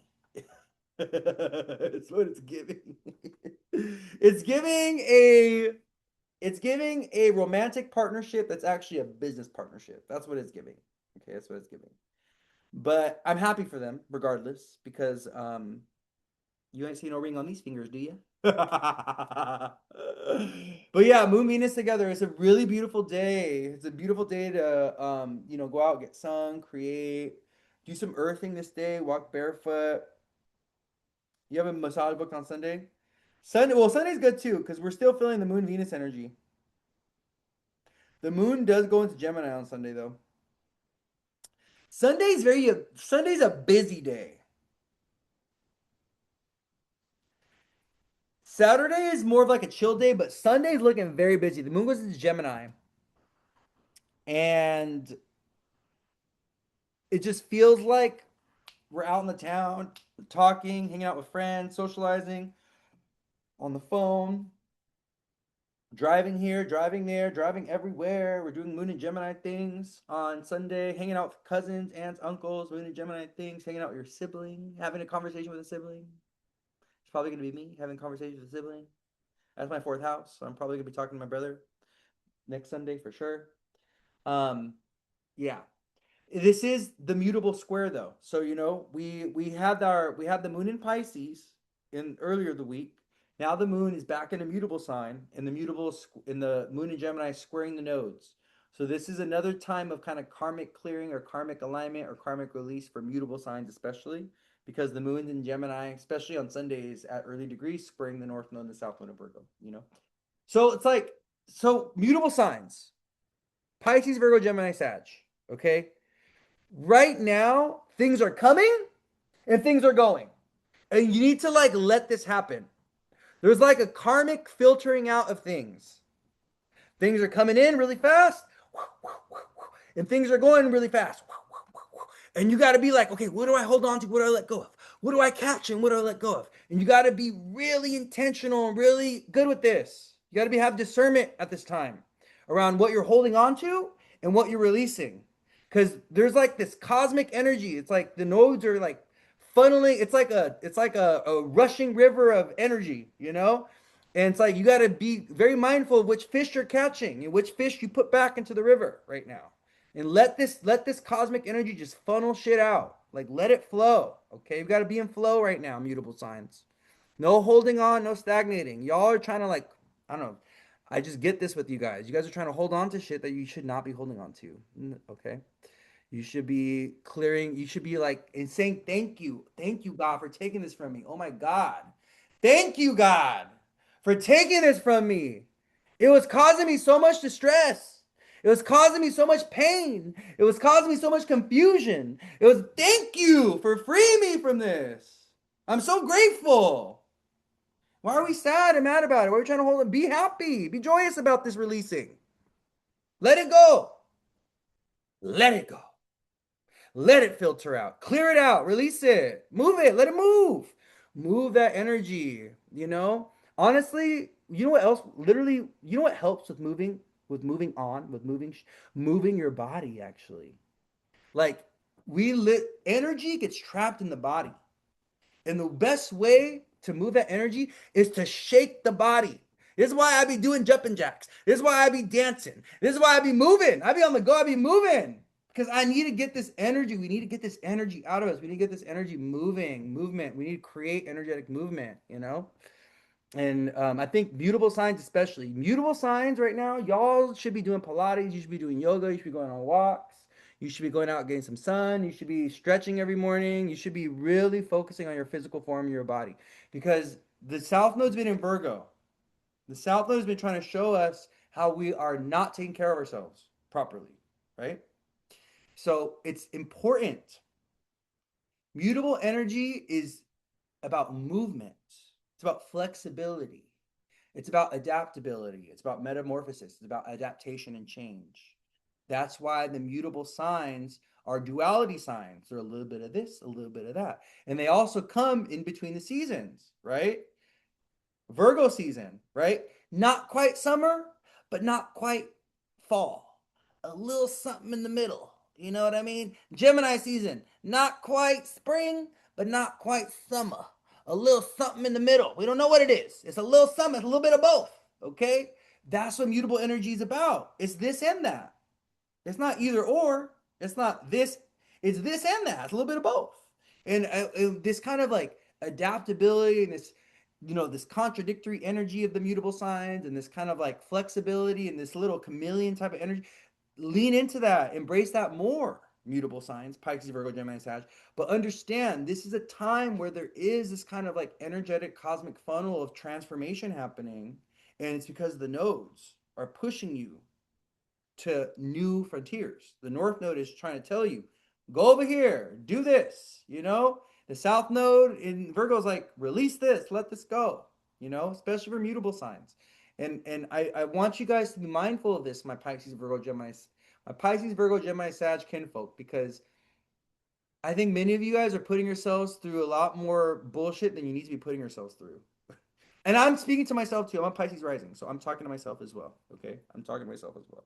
Like I feel like we mutable signs, we are putting ourselves, especially in this particular moment with the nodes in Pisces and Virgo, we're putting ourselves through unnecessary hardship or difficulty that can easily be avoided or can easily be made better.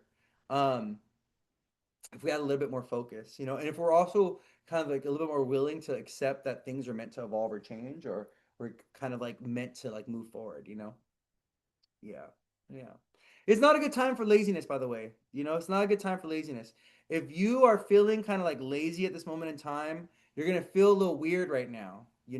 Or if you are someone that is typically like you're not used to doing a lot of things, you're going to feel a little weird right now because this energy is very stimulating. It's trying to move us into action, right? So if the energy is pushing us towards action and doing, and we're just like sitting with it, and we're not doing nothing with it, you know what builds up inside? Frustration, irritation, anger, resentment, and even frustration with the self, like being mad at the self, being angry at the self, right? And we got to give ourselves grace with that. We got to let that go. But we also got to find a proper place to express this energy. You got to do something with this energy. You got to put it into action.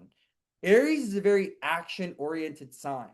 Aries, whenever there's a feeling, they want to do something about it right away. I feel this, I got to do something. I got to put it into action, right? That's how Aries navigates the world. That's what Aries is about.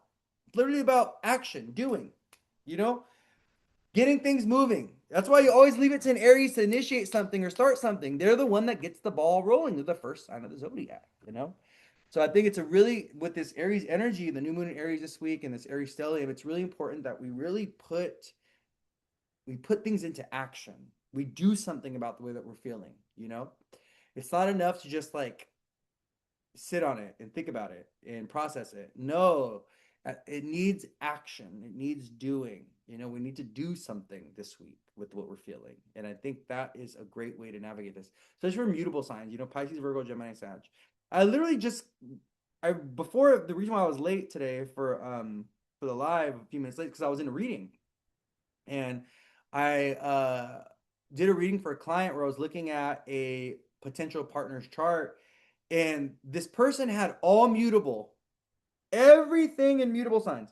North Node Mars in Pisces, Moon in Gemini, Moon Venus in Gemini, Saturn Uranus in Sag. And you know what this person does? They're working 4 different jobs, 3 different jobs, driving around over here, doing this, just scattered energy. They're doing this, they're doing this, they're doing. There's no time, there's no focus for this person, right? For this. So it's like scattered, diluted energy going everywhere. That's not bringing us towards anything specific. That's not bringing us towards an individual goal, individual dream. It's not building up towards anything specific. This is why manifestation requires channeled, focused energy. Your mind, your words, your feelings, your doing, your action, all needs to be geared towards that one particular goal. That is the quickest way to manifest things. You got to get all aspects of the self in alignment with that vision, with that goal, with that dream. Mutable signs are infamous for having a lack of focus, a lack of direction. Because they're mutable. They do this, they do that, they do this, and they don't see things to completion. I'm guilty of this as well. They start things, they don't finish. This is also an Aries thing. They love beginning things. They don't like sustaining things. They don't like finishing things. Okay. They burn out, right? Aries is a sign that burns out very, very quickly. They start super strong. And then all of a sudden, 1 week, 2 week in, where the fuck are you? What happened? Where'd you go? You're done already. Right? That's where Saturn is going to be teaching Aries. Saturn and Aries, for those of you that have Aries placements, you know what Saturn is going to be teaching you? Guess what? How to stay, how to commit, longevity, right? Seeing things through to the end, seeing things through to completion. What you start, you finish.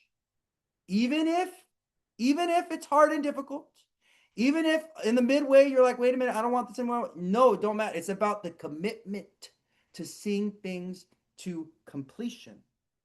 This is a very important thing that cardinal signs and mutable signs need to learn. Fixed signs, they're pretty good at this, but I really feel like mutable signs and cardinal signs are good at starting, but they don't finish, right? Mutable signs, I don't know what mutable signs, okay? You just need to start. Okay? Just start. Just get it going and you'll figure it out along the way. Okay? But focus. Focus. Focused energy. Focused energy. It really brings manifestations to life. Focused energy. Committed, focused energy, not scattered working 10 jobs. It's like you're a bartender at nighttime, you drive Uber during the day, on the weekends you work at like, what are we doing? What is all this scattered, unfocused, I guess this, like, and mutable signs are infamous for doing this in relationships as well. Mutable signs are infamous for doing this in relationships as well. Like, there's no plan. There's no plan for the relationship. There's no agenda. There's no focus. There's no intention. There's no goal. There's no value. Like it's just we're just going along. Okay. Mm, I like you, I guess. Well, this is fun. This is fine. This feels good in the moment. Yeah. Well, no intentionality in the way they're going about relationships. I literally had to release a friend because of all these weird blurred boundaries. This guy was super mutable, by the way. Gemini moon, Venus, Mercury, and Virgo, whole bunch, Jupiter and Sag, all mutable. This person was all mutable. I'm like, I don't know. Are we friends? Do you like me? Do you not like me? Are we? What is this? I'm trying to give it. I'm trying to identify this. I'm trying to see what this is tangibly, and I have no clarity. I have no idea what this connection is. It's all confusing, and we don't know what the fuck it is and I'm trying to bring clarity, and all I'm getting is more confusion and more unsureness and more maybe it's this, maybe we don't know what it is. I can't play that game. I don't do that. I can't. I'm a Scorpio sun. I'm a Capricorn moon. Things are very black and white for me. It either is or it isn't, you know? So this whole mutable thing around like just letting things unfold and letting things go and hoping for the best. No, I'm sorry, that don't work for me. It's not, and especially in the realm of relationships. No, no, no, no, no. I'm very intentional. I'm very serious when it comes to love. I have Venus and Scorpio and a Capricorn moon. I like, what do you want from me? What is the intention? What is the goal? What's the plan? What's the agenda? I'm not just gonna sit here and be in this amorphous, confusing thing, and then all of a sudden I'm getting all triggered and I'm getting all pissed off and I'm getting all angry and I'm getting all hurt for what? Over something that I'm not even sure of. I don't even know what this is. It doesn't even have any shape. It doesn't have a form. It doesn't have a title. It doesn't have a name. It doesn't look like nothing. It has no plan. It has no agenda. It's just going about this connection about and hoping that it works. We can't live like this. We can't be doing this. This is not sustainable. This doesn't bring us towards anything. This doesn't bring us towards a goal. It doesn't bring us towards a vision. It doesn't bring us towards accomplishing anything. It's just chaotic, confused living. Honestly, what are we doing? There's no intention. So I'm not that person's friend no more. Because that's not the way I am. I can't live like this. I can't, this is not the way that I just don't operate that way. And the people that I do see operate that way, they're very unhappy and they are in very, they get themselves stuck into situations. I'm like, how the hell did you get here? Well, because you just were going along and not asking up questions. You weren't asking questions. You weren't being intentional. You're just responding. And now look at the hole that you got yourself in. I don't know what to say. I can't help you out of that one, buddy. You dug yourself into that hole by being so unintentional and just overly going with the flow to the point where there's no direction, there's no clarity, nothing but confusion, nothing but delusional. Delusional. I thought we were friends. Come to find out, this person liked me the entire time. It was thinking that we were going to beat it. I told you very early on, I'm not interested in you. Like, no, that's not gonna because of that life. I can't live like that. That lifestyle, no, that's not gonna work for me. Really weird. I can't do that. Stay away from me with that energy. I don't need that kind of confusing, going with the flow. That's beautiful and that's great, but we're adults now.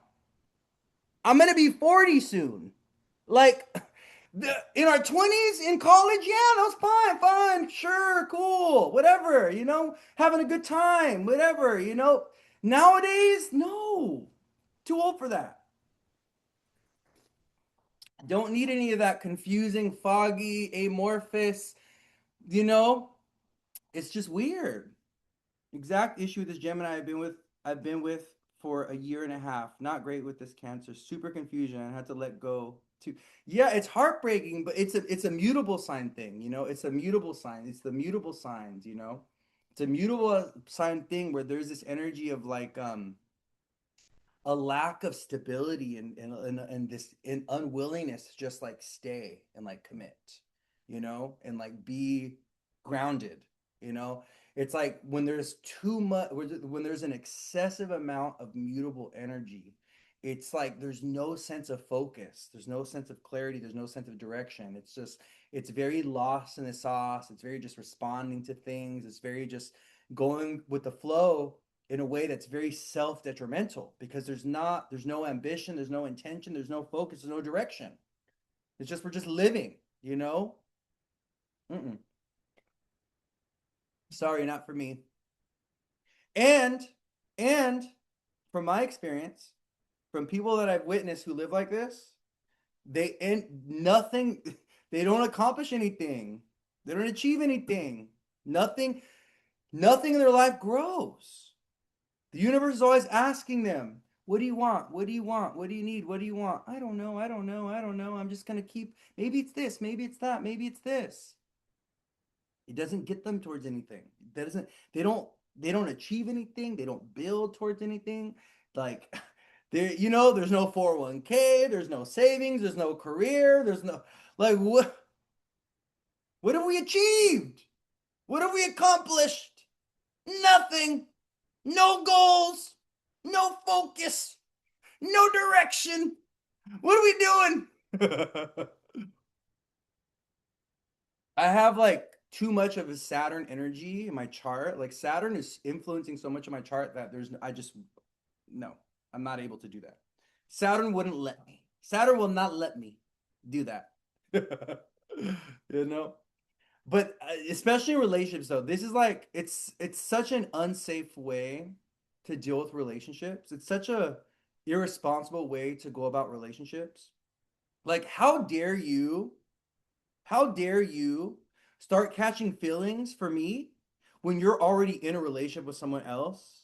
How dare you, right, start to try to deepen our relationship and make it more intimate and go beyond the boundary of friendship when you're already with someone? That's fucking weird. That's weird. No, that's not the right way to go about relationship building. That's weird. You're already with somebody. You're already dating somebody. Like, what is going on? That is weird behavior. A lot of people do this. If someone has a chronic pattern of dating someone and then right when they break up with them, they get in a relationship with someone else, stay away from that person. Stay away, run for the hills. It's a huge red flag. If they did it to you, they're gonna do it to someone else. If they did it to someone else, they're gonna do it to you, is what I meant to say. And it's like this kind of thing around like, it's just so weird. I just don't understand. I don't get that. I can't. I'm not the one or the two or the three for that. If you're dating someone, if you're in a relationship with someone, don't even bother looking at me in that way. We could be friends, but that's it. These really loose boundaries around relationships and around commitment, and like these really loose values. Like ugh, ugh, ugh, I can't do it. Can't do it. Keep it away from me. Keep it away from me, Lord. Keep it away from me. I don't want to be mean. And honestly, like having gone through that experience, I didn't like I didn't like the version of myself that was brought out. I didn't like that version of myself. There's certain times where you're going to see the shadow sides of your chart or the shadow sides of your energy. And that person was definitely bringing out my shadows, and they were bringing out qualities of character that I did not like about myself. Like, I was seeing my Jupiter and Aries and my Venus and Scorpio come out. I'll see my Capricorn, like the meanness. Like I'm not a mean person, but I'm being mean to this person. Why am I being mean to this person? Why is this person bringing me out of my character? I'm not a mean person, but the Moon in Capricorn, Venus in Scorpio, Jupiter in Aries, these can be very mean placements, you know. And I found myself being mean to this person, and I was like, you know what? This isn't healthy for me or for them. This isn't like good for me or for them. I do not like what this is bringing out of me. I don't like what this is triggering within me. I need space. I need to like, I'm sorry, but I can't have this person in my field. I can't. We can't even be friends. You already fucked that up. We can't even do that anymore. Because now Now, like with everything that's already happened, I just don't trust you. I don't feel safe with you now. I don't believe anything you say, you know? Don't believe anything you say. And once a Scorpio loses trust in you, let me tell you right now, for those of you that if you want to be with the Scorpio, you got to better listen up. Once you betray a Scorpio's trust, once we realize that you are a deceiver or a liar, you have the potential to do it and you lie to us, we're never going to trust you. We may a little bit, you may be able to regain it a little bit, but we're never going to fully trust you the way that we did from the beginning. Once you lose the Scorpio's trust, I'm sorry, but you're never going to get it back the way you had it before. You never, never. It's because we have trauma around trust. It's a karmic thing for Scorpio. You know, have karma. They have trauma. They have karmic trauma around trust, around betrayal that they inherited from the family. That's how you get Scorpio placements. You get Scorpio placements from karmic from you get Scorpio placements from parents and from a family lineage where there's betrayal and deception and secrets, okay, and abuse. All right. So when Scorpios have to deal with that with someone, when they get like betrayed or they neglected or abused, or there's like a moment of mistrust, it brings them back. Their genetic memory remembers, you know, and they're like, wait, red flag, nope, never gonna trust this person again. Never gonna fully let my guard down with this person again, you know. So it's like you don't mess up the first time. Because if you mess up the first time, that's it. It's a one and done. You know, I am, but I'm working on myself though. I'm trying to, you know, my bit for me, you guys, the next big thing for me that spirit has been showing me I gotta work on, and it's love. It is, you know. It's something that I deeply desire, I deeply want, but the way my chart is built, like the karmic shit that I have with love is just so messed up, dude. It's just so messed up. Eighth house Mars in Libra, Venus in Scorpio, Capricorn moon. All of my relationship planets are not only afflicted and in detriment, but my moon, my Venus, and my Mars are all weak, are all in detriment.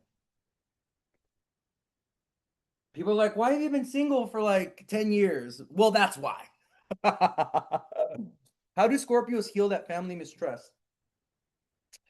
They have to really develop discernment around who they're trusting and who they're developing connection with. You know, I think Scorpios need to wait. Scorpio people or people that have eighth house placements, they need to wait for that real, true, trusting, loyal person to show up before they make themselves emotionally available to that person, before they form like a deep emotional attachment or a deep emotional bond with that person, before they try to merge with that person, you know? Because Scorpio, eighth house energy is trying to merge with its partner. It's trying to become one. It's trying to unify, you know? It's trying to merge. And a lot of times it's trying to merge with people that are not mergeable or that they shouldn't be merging with because that person is not honest, is not truthful, it doesn't have integrity, is not loyal, you know. Scorpio is looking for loyalty, especially Venus and Mars. I feel like this is like a Taurus, Scorpio, Libra, Aries thing. They are looking for loyalty. Loyalty, you know? Trust, loyalty, truth. Like these are all that's their love language. Their love language is loyalty, right? And anything less than that is not going to work for them, you know? So I think Scorpios in healing this karmic energy, it's about really being patient with allowing the universe to bring you that person that is really going to be able to match your level of like depth and loyalty and trust and all that. And who is also someone who wants to merge with you, you know? That's the other important thing. You know, I've been with guys that I liked where there was a magnetism, but I that was not someone I wanted to merge with. And they did not, or the other way around, they didn't want to merge with me. They're like, oh no, you know, for one reason or another, right? So It's just being like, so that's a big part of the healing process, is also kind of like choosing better partners, even better connections, better friendships, things like this. Not just falling into any relationship because someone likes you, you know what I mean? Or because you like somebody, like really taking a step back and being like, wait a minute, just because I'm attracted to this person doesn't necessarily mean that they're what's best for me, right? Because why? Venus and Mars people, right? Eighth house, second house people, Taurus, Scorpio, Libra, we're also very horny. And we also like to partner with people that we are attracted to, where there's physical attraction, where there's desire, right? We like to partner for looks. A lot of times we do. We like to partner for looks and things like this. But it's the sexual compatibility and it's the falling in love with people's looks that usually gets us all fucked up, because we're not actually looking at that person's character. We're not looking at that person's values and how they show up in relationship. And that's what usually burns us. We hurt our own feeling, get our own feelings hurt. So we just you gotta be very mindful. Who are you partnering with, right? What are their values when it comes to relationships? Like, are they a trusting person? Are they a loyal person? Do they have morals and ethics? What I've realized, like, now that, I'm of this age and I'm like, I've been living in the world for a certain amount of time. I realized that I'm like, my moral standard is a lot higher than the everyday common person's. And I think it's because I'm a ninth house stellium, and the ninth house is associated with like morals and righteousness and like, good character, good behavior, good character. That's like a ninth house thing. And so I feel like for me, because I have a ninth house Venus, I need to be with someone. I know I need to be with someone that has that kind of same moral fortitude, that same kind of character where they're like, I want to be a good person. I want to do good by others. I don't want to be a liar. I don't want to be a deceiver. I don't want to, hide things from others. I want to, I got to be with someone who matches me at that level. You know what I mean? Because if there's one thing I'm going to catch you in, it's going to be a lie. I'm going to catch you in a lie. I'm going to know when you're lying to me. Don't lie to me. That's one of the things, like, I tell my friends this too. Don't lie to me. Be honest with me. Like, my family, it's everybody. Don't lie to me. I'm going to know. I feel it when you're lying to me. I can see it in your eyes. I can smell it. I can smell it in your breath. I can hear it in the air that you're lying to me. Don't lie to me. Why are you doing that? That's so disrespectful. What's one of the most disrespectful things you could do to someone is lie to them. Why? Why are you lying? You know? Don't be a liar. Especially to those that you love. Especially with those that you love. You love me so much, but you're lying to me? You can't even tell me the truth. You know what I've realized as well? Most people are, I need to be very careful with using that term most people, because it's a very generic thing, but there are many people out there that are really good at lying to themselves. Because they're so good at lying to themselves, they're really good at lying to others as well. And they can be so good at lying that they actually believe their own lies, or they convince themselves of their own lies, like psychologically. It's like an weird ego thing that happens, you know. So for some people, it's like a behavioral character thing that they got to work on.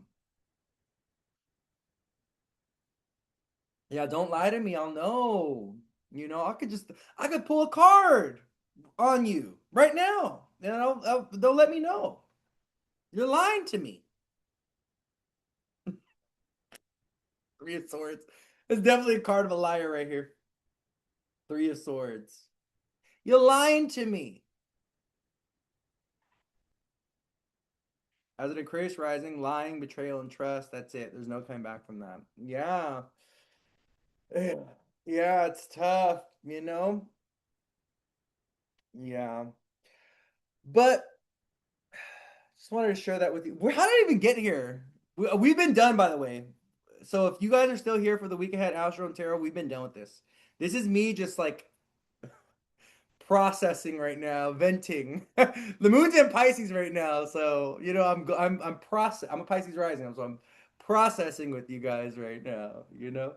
But it's I think that we started talking about the mutable signs, and this like lack of like mutable signs sometimes struggling with this ability to like commit and to focus and to ground and to like channel their energy. Someone said we're here for Louis now. Oh, thank you. You're so sweet. What synergy am I looking for? Well, I know what I'm not looking for.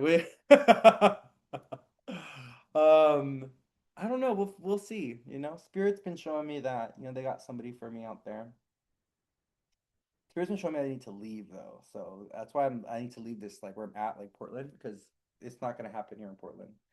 I gotta move. So that's my goal. My goal is to move back to LA in the next few months. And then there's some there are some family things happening right now that may keep me in LA for a little bit longer than I had anticipated. So I might actually be getting a place in LA for like a year or two before I go out in the world and like because I wanted to move overseas, but I might be staying in LA for a little bit longer with for my family, for my family. But we'll see. We'll see what that brings. You ever consult? Oh yeah, I have. Yeah, I actually when I was in Bali's on my Venus line, right? Bali's on my Venus line, and that's where I want to move. And the other place that I was gonna move to was Hawaii, and guess what line goes through Hawaii for me? It's like right next to it. It's like not right on it, but it's like right next to it. It's really close. My moon line. So my moon line goes through Hawaii, and my Venus line goes through Bali. But anyways, I want to tell you guys a little quick little story. When I was in Bali, because Venus is the planet of love and romance. So if you want to go and like find love or even like, have a lover or just like have a little experience, whatever, it's always encouraged to go visit your Venus line or to live on your Venus line if you really want to call it in. So I noticed that Bali was on my Venus line before I went there, and I was like, oh wow. Well, let's see what happens. Well, I did end up having a little bit of like what do you call it? Like a vacation romance when I was in Bali. It was like my last week there, I think actually. It was my last week there that happened. That was a lot of fun. We don't talk anymore because he ended up catching feelings for me and buddy, you are in Bali. There's no way. Like, I don't do the long distance thing. So but yeah, so living on your Venus line, really good. I Yeah, I look at my astrocartography. I look at all that before I go and visit and travel places. So you went on that trip for the spiritual retreat. Yes, I did.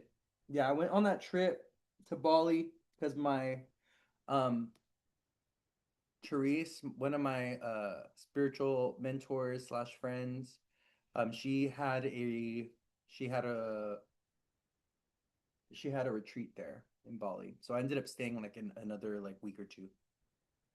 I loved it. Oh my God, Bali was like my favorite place. That's why I like what's been shown to me, what I've been seeing. I've been seeing myself with a tiny little office in Bali that I'm doing like readings out of, and I'm also doing like healing out of. Like I don't know if it's like energy healing or what that's gonna look like, but that's one of the things that Spirit has been guiding me towards is like moving towards like energy healing and like actually helping people heal the body because I've been a doctor in many lives.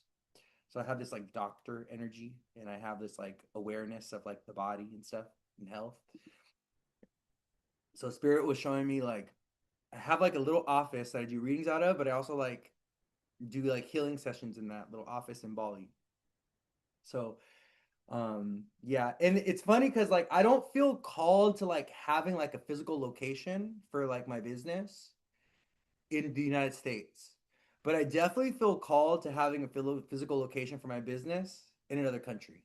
And like I saw it in Bali very, very clearly. Like I saw like the color of the walls, I saw like the space, I saw like the street that it's on, like, it was like shown to me very clearly. So that's why I'm feeling very called to Bali because I feel like my what they're showing me is like my business and my work and like what I'm gonna like be learning and how my work is gonna like transform or change it's gonna be motivated by there, or it's gonna be Bali's gonna activate it. It's also gonna where I'm gonna meet a lot of friends because I don't have a lot of friends. I'm like kind of like a hermit. But you know what? The download I got actually a few days ago. The download I got was that I'm not connecting with the right people. That the reason why I don't feel this like deep call to like friendship or I don't feel like this connection with others is because the people I'm connecting with are not like the ones that I need to be connecting to. Like especially in my everyday like private life, you know? Like I need this like new circle of friends. I need kind of people that are a little bit more spiritually aligned. They're a little bit more their eyes are looking up, Their eyes are looking up and out and forward, Like, because that's how I am. Like, I'm a person that's like, all right, what's the next thing? Let's go. Let's do it, Even though I haven't really been in that energy too much the last couple of years, because, I was grieving the loss of my dog for a few years, grieving the loss of my grandma. The last few years have been rough, been really, really rough, right? But Spirit's been telling me, like, we got this whole new like life and social circle out for you out there in the world. And but you gotta go out there and you gotta like quest for it. You gotta go and get it. It's not something that's gonna be brought to you. Also, the U.S. doesn't appreciate. Yeah, the U.S. doesn't really cater to our spiritual lifestyle. It's also weird, like the way that you know the culture of spirituality has been kind of like commodified. It's like a really weird thing. That's why I've been in this place of like I don't buy crystals anymore. I'm not really like I'm not really like trying to purchase spirituality anymore. I'm actually trying to let shit go. I've been more of like this kind of like I've been in this space of like renunciation. Like I want to like just get rid of things and give things away and like let things go. Like I've never been a materialistic person, but I'm even becoming more like becoming more of a detached, don't really like objects. I don't really, I remember this was in like 2023. I had gotten into this phase where I was like starting to buy like jewelry, like really expensive like jewelry that was like spiritual jewelry. So, like I bought myself a what did I buy myself? It was a sapphire ring. Yeah, I bought myself a sapphire ring for Saturn energy, you know? And you know what? Let me tell you what happened.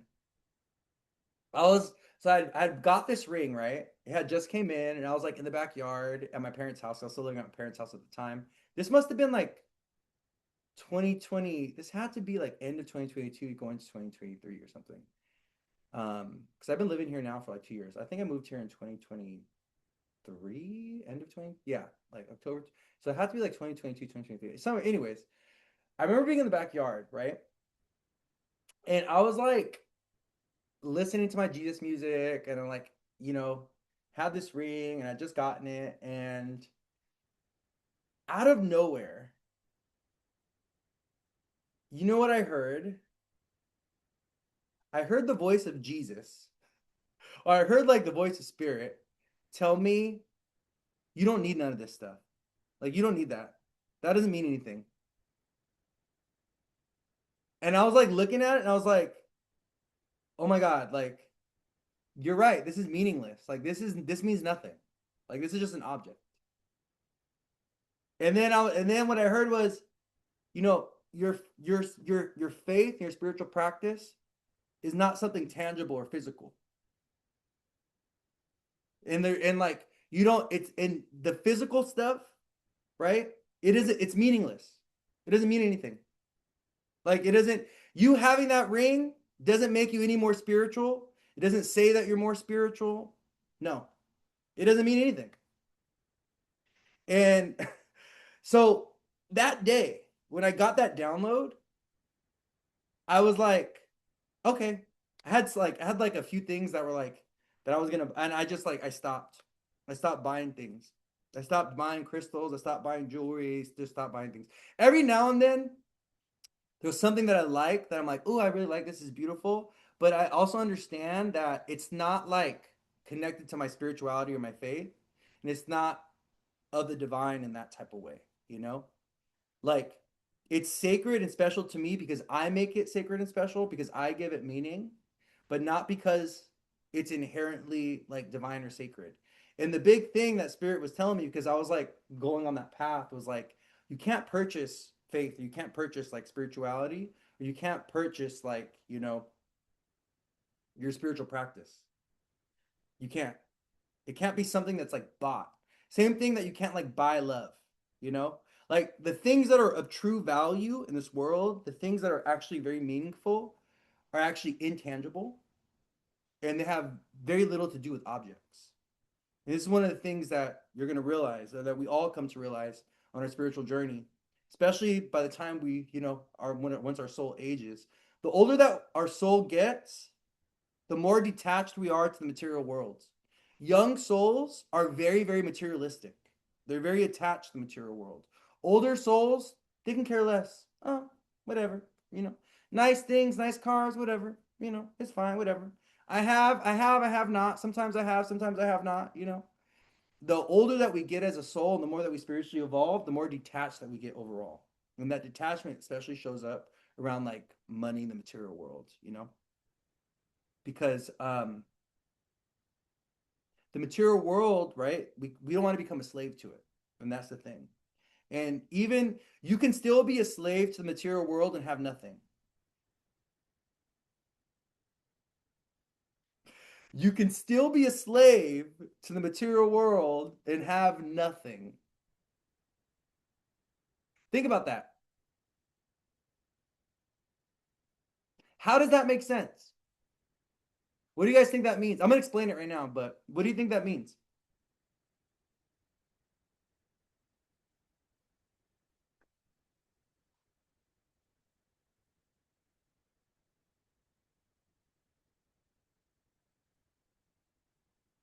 I want you to think about the people yearning. Yes. Yes. I want you to think about the people that have nothing, but they're also very happy. Then I want you to think about the people that have nothing, quote unquote, have nothing, and they're always stressed out and anxious, and they're always like, angry and depressed and sad about having nothing, right? Because abundance is a mindset, right? You could be given the world and still feel like you have nothing. Like there's not enough. And we see this today. We call it greed. Exactly. Look what Meg said. Because things don't bring us connection and happiness. So, what do we like to do? We like to fill up our life with objects. Fill up our life with objects. Hold on to all these things to protect ourselves and create a little bit of a barrier for what's actually going on inside, which is a deep sense of lack or feeling like something is missing. So we're trying to fill that hole and that gap, which is actually something that's happening inside of us that's spiritual in nature, right? With objects and with things. But we can still be a slave to the material world and have nothing because we have all this stress and anxiety around money and resources, right? Obviously, you know, not having any money is very stressful, especially in a society where you need money to live, to do things, right? Like, obviously, right? But also, there's a certain type of, a certain perspective that we can cultivate and develop to where, regardless of our material circumstances or material condition, we can still be joyous and peaceful on the inside.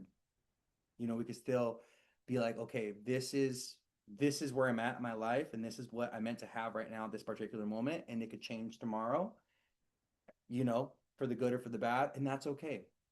But it's this kind of like detachment and this acceptance with the material world that we need to really cultivate and develop as spiritual people. Because otherwise, you know what? The material world is always going to hold power over you. Money's going to hold power over you, right? People are going to be able to use money and resources to influence you, to manipulate you, to hold power over you. Oh yeah, well I can get you to do this if I give you this much money, and we can fall into that temptation very quickly. And then we can all also find ourselves, which is what a lot of people do.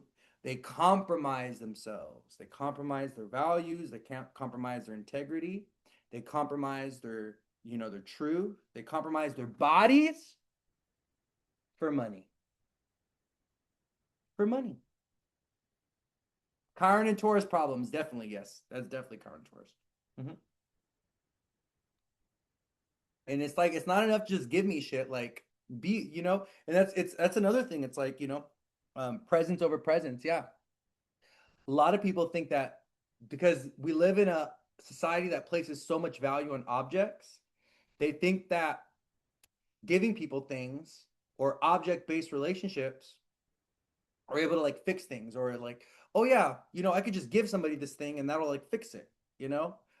But no, it's like, actually, no, I want connection, I want truth, I want, integrity, I want your time and your energy, presence over presence, right?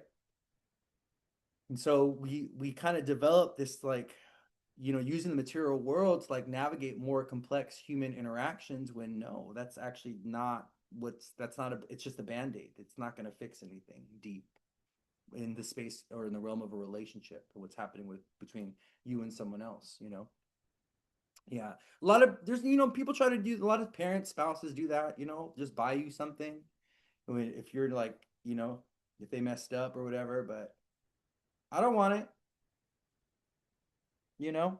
I'm also very cautious of what I receive from people too, because sometimes people give you shit just to manipulate you, and we talked about that before. It's a very Scorpio Taurus axis thing.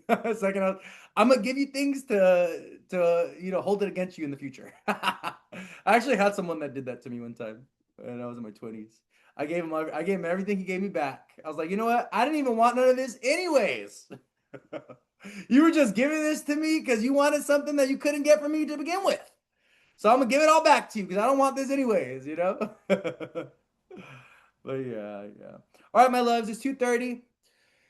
Thank you guys for hearing me out and for like hanging out with me today. I have like so many things that I want to do. So this week, I want to go over a few charts with you guys. I want to do a Arnold Schwarzenegger and a Joseph Banya synastry chart.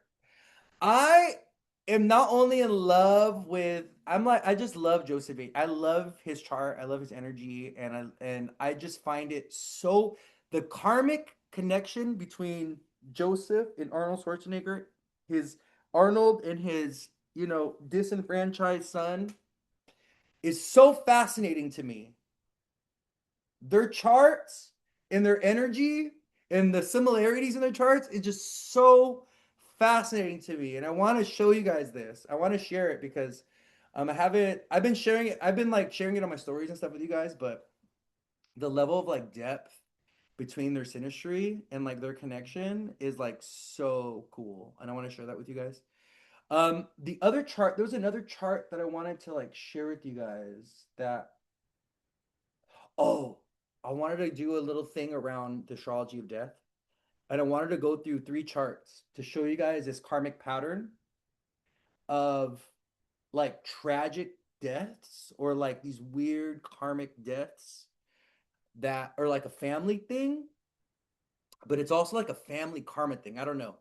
Um, so we were gonna look at the charts of uh we're gonna look at the charts of, who was it? John F. Kennedy was one. John Lennon was the other one. John F. Kennedy, John Lennon. Who was the third? There was someone else. It was John Lennon, John F. Kennedy, and the third one was, who was the third? Kurt Cobain. Kurt Cobain.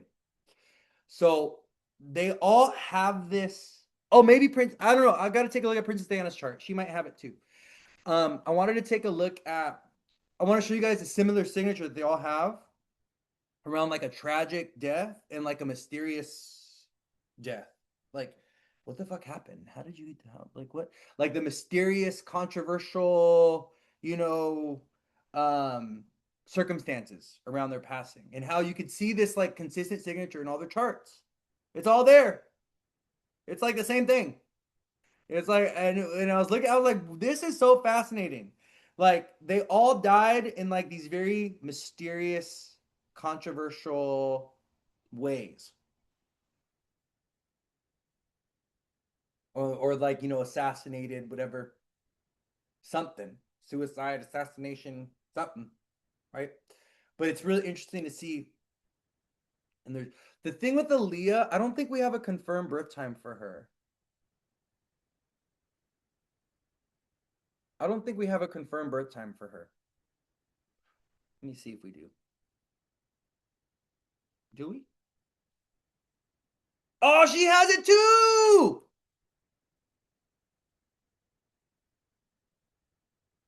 She has it too. She's in Aquarius rising. The eighth house Saturn. She has it too. The 12th house Sun Mars, eighth house Saturn.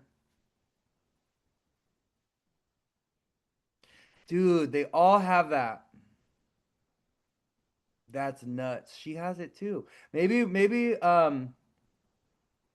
yeah, she's in Aquarius rising, yeah. She has eighth house Saturn in Virgo. So yeah, that's the placement. That's the one. That's the one. Saturn influencing the eighth house. That's the one right there. The fucked up one right there. I'm okay. We'll talk about it. We're not going to get into it today, but we'll talk about it when we talk about it. Okay. But yeah, it's that eighth house placement. Maybe I'll add her into the mix.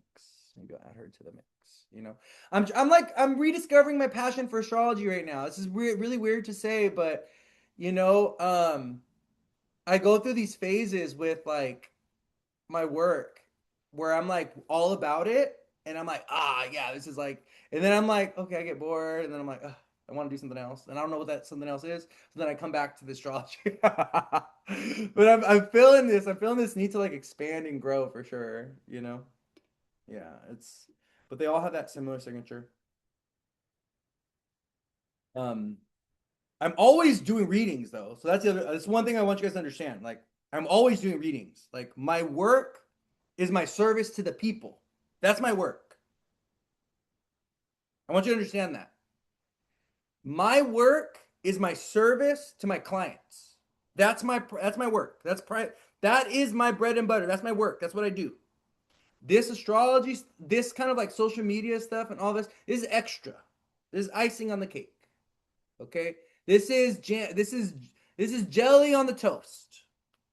Okay? But my work, what I primarily do in terms of work is working with people, working with clients every day.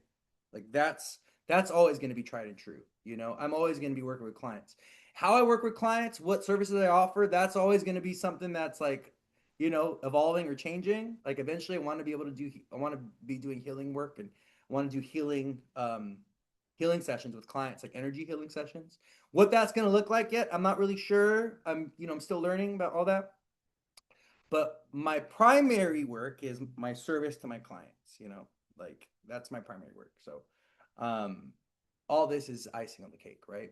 So I just want to keep you guys in the know about that. But yeah, my relationship with astrology has been going through like an evolutionary journey and stuff like this, and it's a beautiful one. It's definitely a beautiful one, but sometimes I'm very like all about it, and sometimes I'm like, okay, astrology is my job, and so I only do this with clients. And but there's times like more like lately I'm like, oh yeah, I've been really interested in looking at the charts of like celebrities again and stuff like that. I wax and I wane with that. I don't consider myself a pop. I don't even consider myself an astrologer nowadays. you know I do astrology. I'm not even at, because of like the way I see other astrologers, I'm not identifying as an astrologer anymore, because the way that I'm seeing the astrological community and my interactions with other people who are astro- astrologers, that's not me. I don't want to do that. No, I don't want to be that. I do astrology, but I'm not an astrologer. Okay, I don't want to identify as that because it's y'all weird over there. I'm good. I'm good. I don't need to do that. I'm good. Like I don't need to attach myself to the identity of an astrologer because it's something that I do for clients. It's something that I do for others. I use it as a divination science. Okay?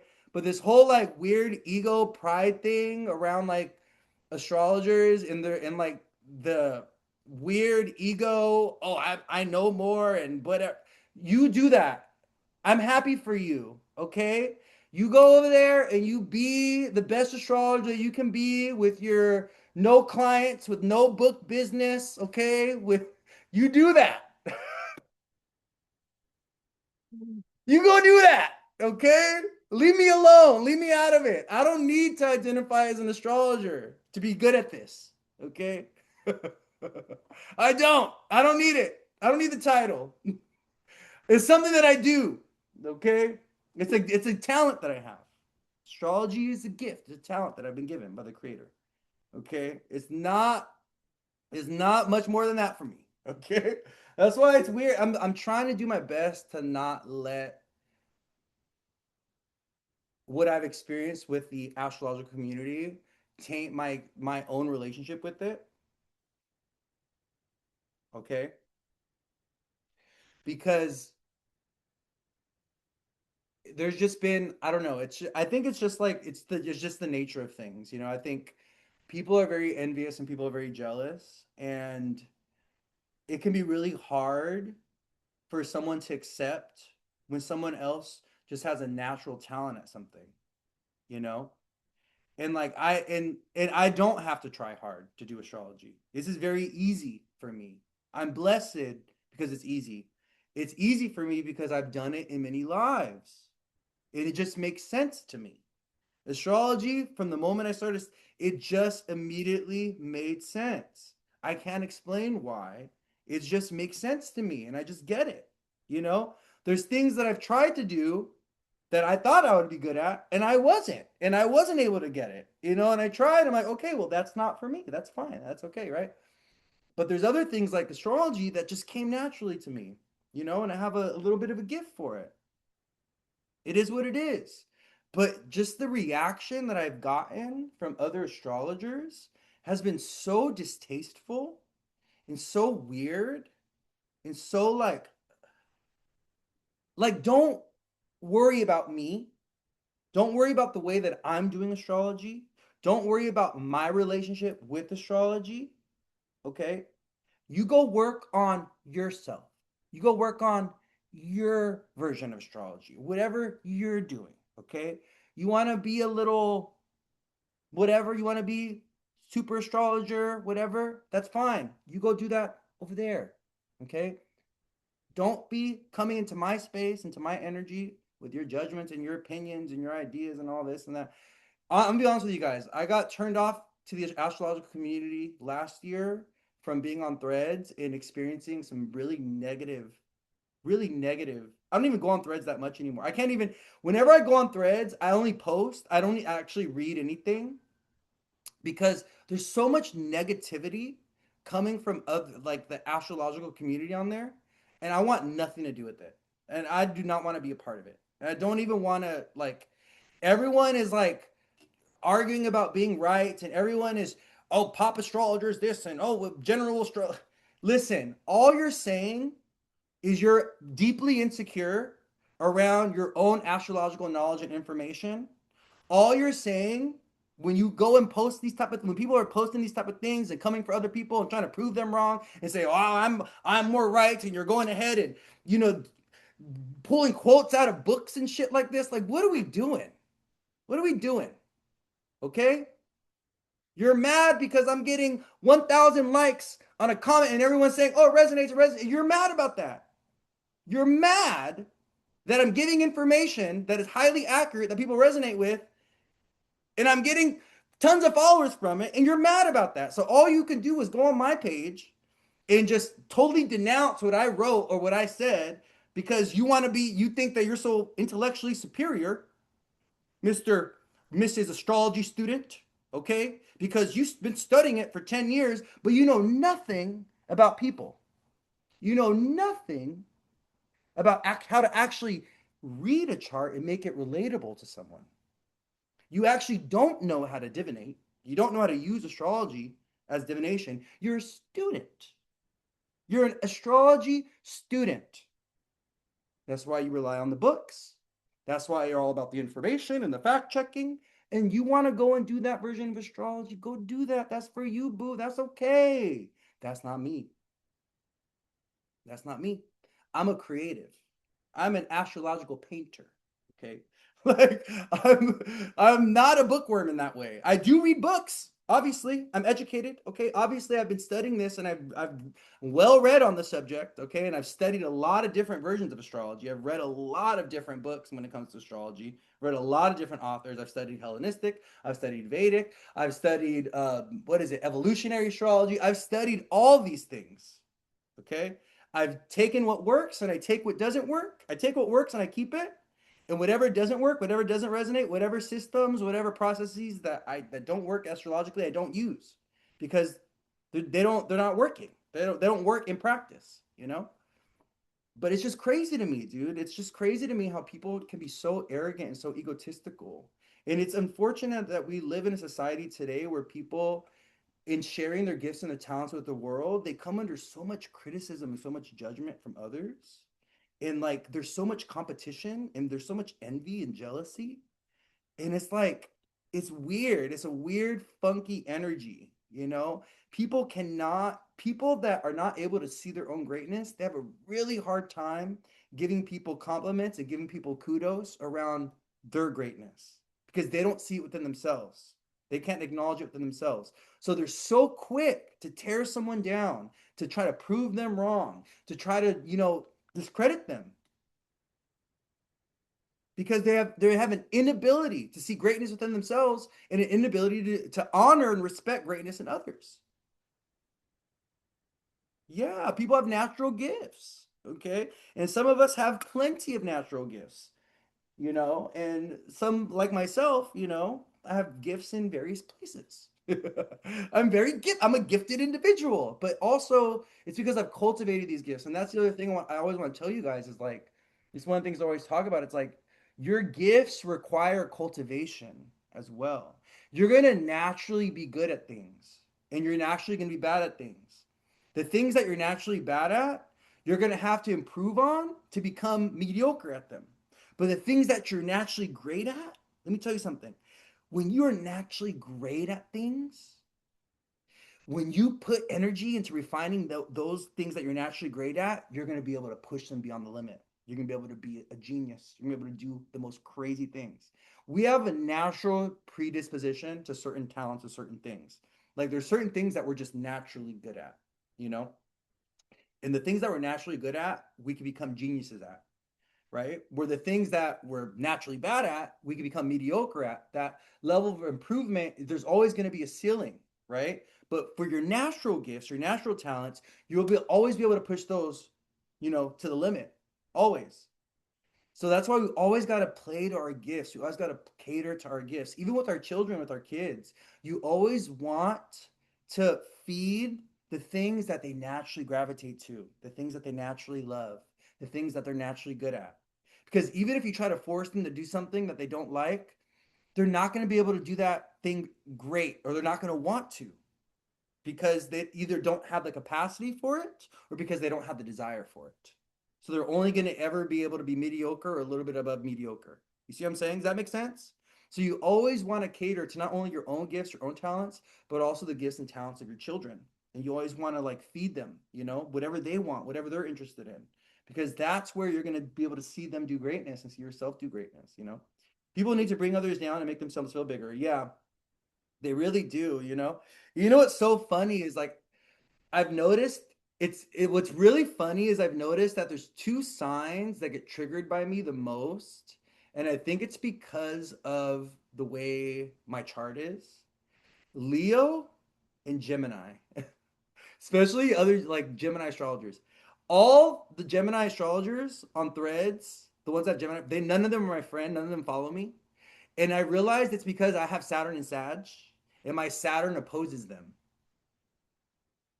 my Saturn and Sag is like I'm the spiritual wise man.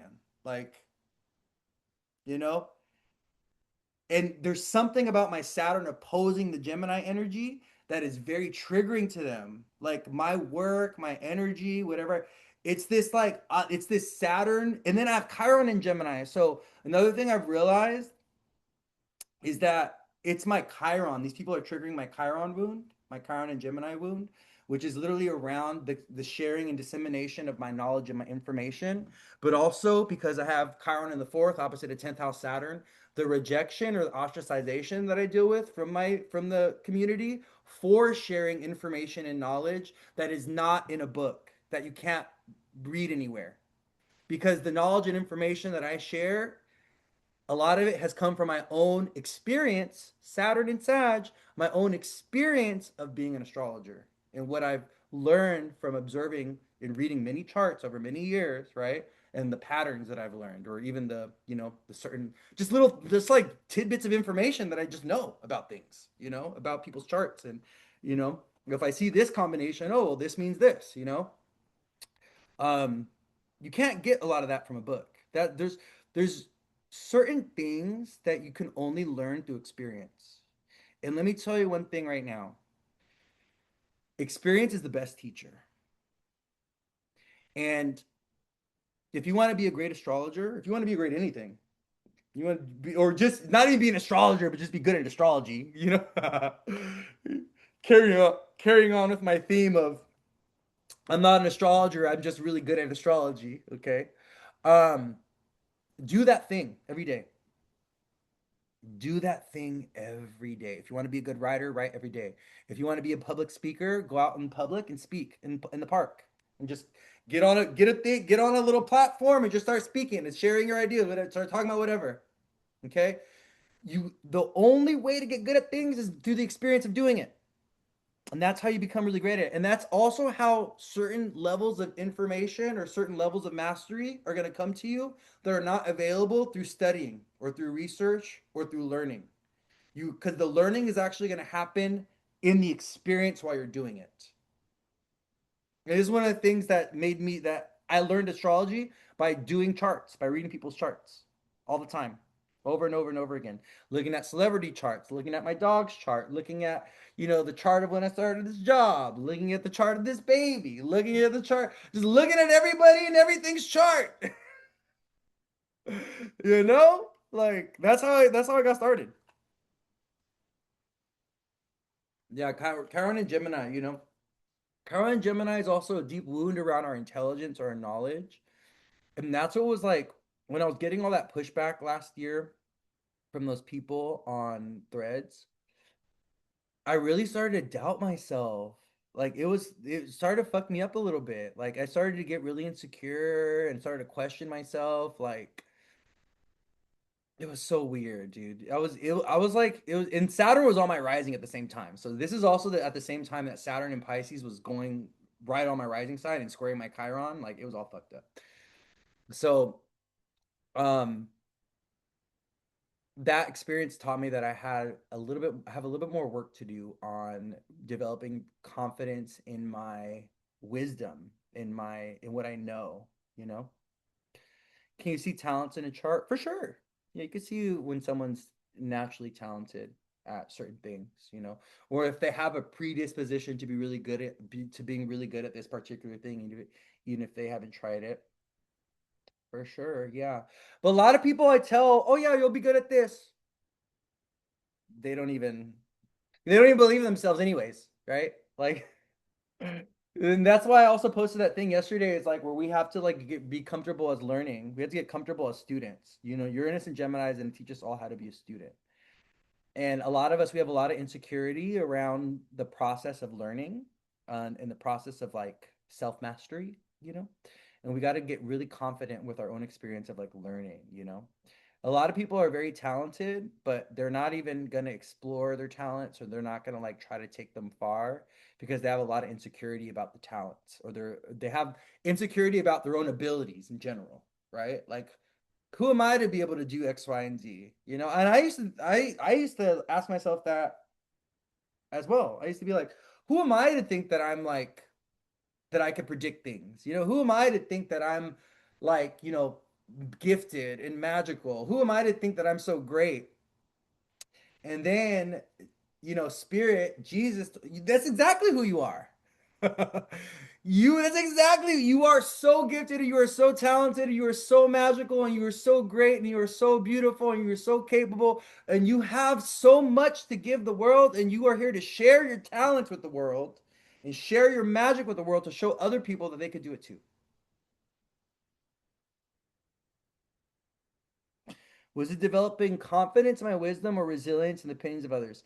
I think the developing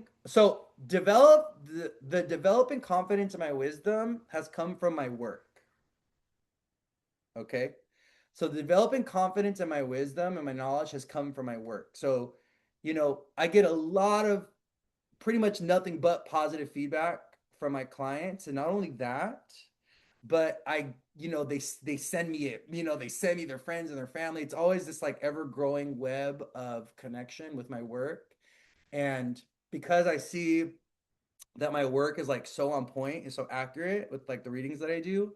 And not only that, but it also like people come back to me like, oh my God, this is like, there's a lot of this like self confirmation and this like self affirmation that happens with my relationship with my work and my clients. Okay. That's one thing. So that's like the developing confidence in my wisdom, right? That's helped a lot. Where the resilience to the opinions of others, that's been something new. I haven't got resilient, I haven't gotten tested from many people around my work itself. Like, like around me doing astrology, doing tarot, and being a spiritual worker. Like, everyone has like accepted me and loved me for that. Okay.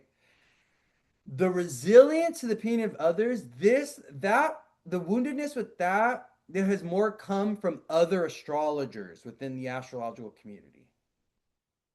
So that's where the I need to develop more resilience with other people's opinions because fuck these people. They don't fucking know me.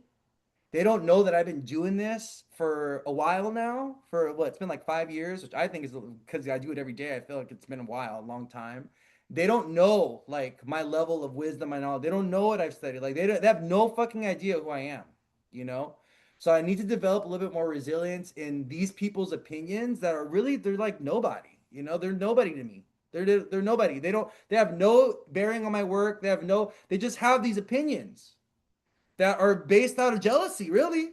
That's what I'm like pulling cards. I'm like, dude, like I'm like trying to figure out what is up with these people. Why do they keep coming for me like this? You know? And I pull cards on it and like seven of swords, five of swords, they're just triggered. They're mad because they don't know what I know, you know? Or they're not able to express what I know, or they just don't know what I know. They know they know that basic astrology bullshit. And they're doing astrology for other astrologers. I'm doing astrology for the people. My work is for the people. My work is not for you astrologers, okay? Like you are go do your thing. Go do your thing. You already know astrology so well, so go fucking do it over there, okay? Yo, and they should be collaborating, right? Yeah. But they all want to they can all be in their own little study group together. But you know what? I think what hurts a little bit, and this is where I see the Aquarius rising of my Vedic chart come through. What hurts is the ostracization, like being treated like an outsider. Like I want to have other astrologer friends. Like I want to be included in like the astrological community. I want to be able to go to like an Astro meetup and be like, "Oh, hey, what's up everybody?" Like and feel like this inclusion. But, in my Vedic chart, I'm an Aquarius rising and I have a 10th house Saturn. And a lot of this has a lot to do with like being ostracized or being like the outsider or being like the unique weird one, in the community and stuff like this. So I've kind of had to lean into this understanding of like when it comes to like my work because of my 10th house Saturn, I'm not going to get the respect that I deserve a lot of times. I'm not going to get treated fairly. I'm not going to get the that kind of like love and grace from others, especially when it comes to like my public reputation and when it comes to like the community, and that's okay. I'm okay with it. You know, it is a little. There will be a day. I know this for a fact. There will be a day where they're gonna be like, "Wow, this guy's a fucking genius." There's gonna be a day. That day will come. I know it. I feel it in my heart, and I know it because there's so many things that I've put together when it comes to astrology. So many things that I've like come up with in my own way that I haven't seen any other astrologer talk about. You know, and a lot of it has a lot to do with trauma stuff. A lot of it has a lot to do with like really dark, intense stuff that people have gone through that you can see in a chart, which I haven't seen anyone talk about. I haven't read it in any book or anything. So I'm a pioneer. Come on, Jupiter and Aries, Capricorn Moon, you know, Mars and Libra. I'm a pioneer. North Node, Jupiter and Aries. You know, I'm just ahead of the curve. Yeah. But I also realize that I have to work on like my ego. I got to work on like my confidence, because sometimes I can be a little arrogant or sometimes I can have a little bit of a superiority complex. And I'm aware of that. It was really bad when I was young though, but I've gotten better. I've gotten a lot better. But I have to like really work on my ego, and have to not take things so personal or not identify, because if I was truly confident and sure within my own wisdom, my knowledge, and my own gifts and my own talents, I wouldn't have been so triggered by them in the past, and I wouldn't have been so like, I wouldn't have let it get to me, and I wouldn't have let it hurt my feelings.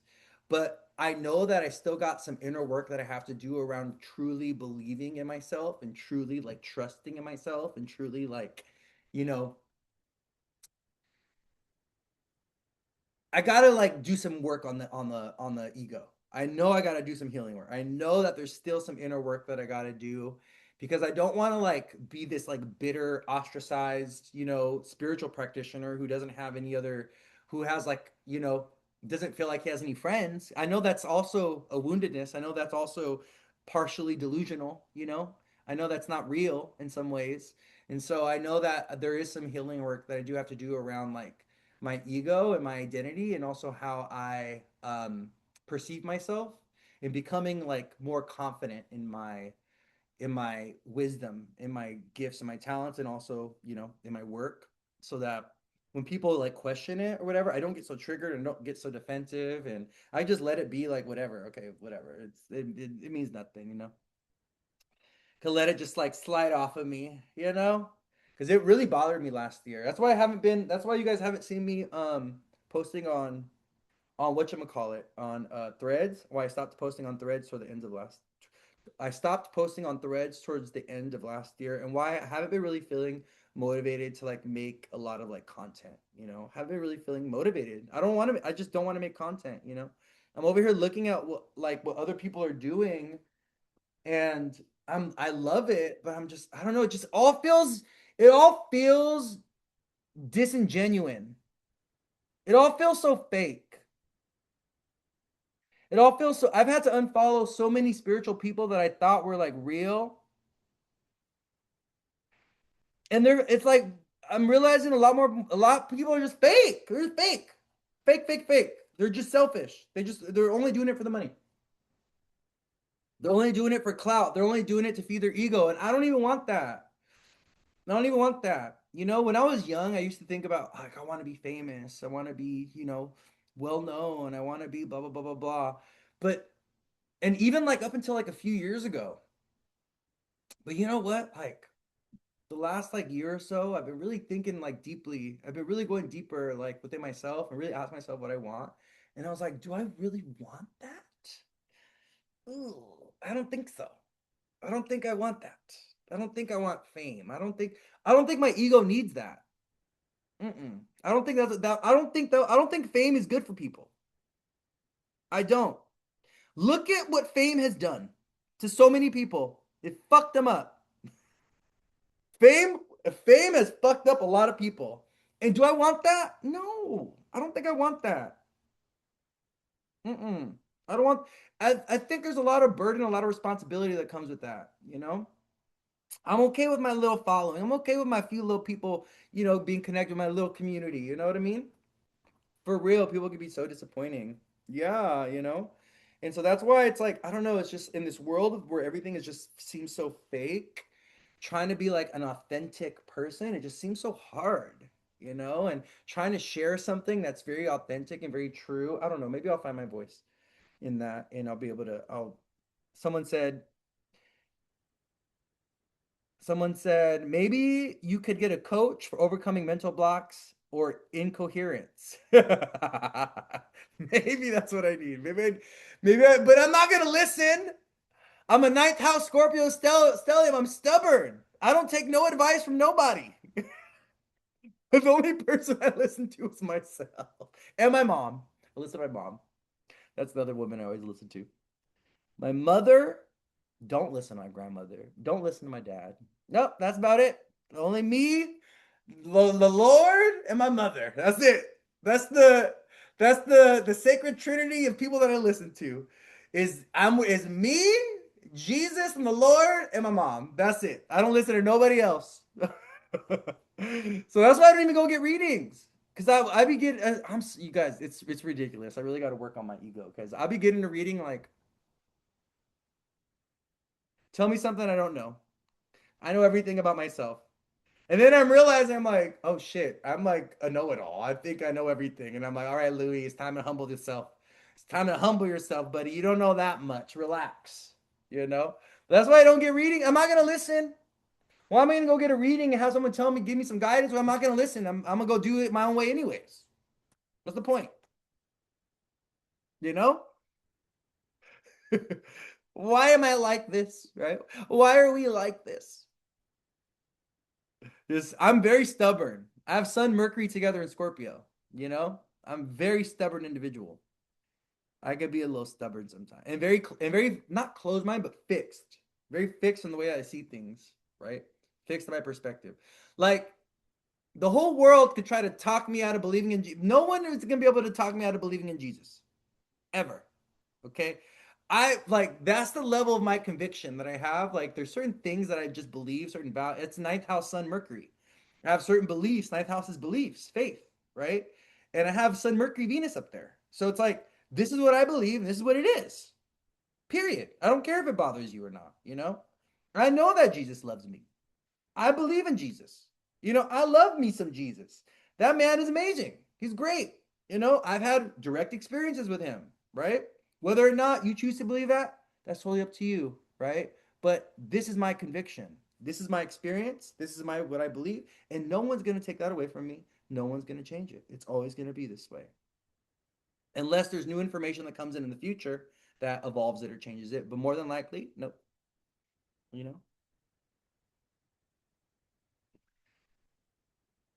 I feel like I'm sitting across from you in a room. As a Sag, don't tell me what to do. I know I have Saturn, Uranus, and Sagittarius. So like, don't fucking tell me. I literally have a shirt. I have a shirt that I got from Forever 21 that says, "Don't tell me what to do."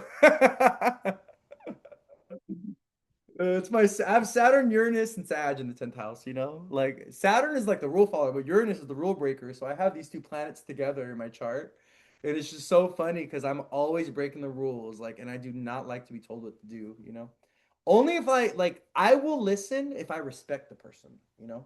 If I really admire their leadership style and I respect them. But if I don't have any respect for them, or if I don't think that they're a good leader, or if I don't think that they have the wisdom or the knowledge, nah, I'm not listening.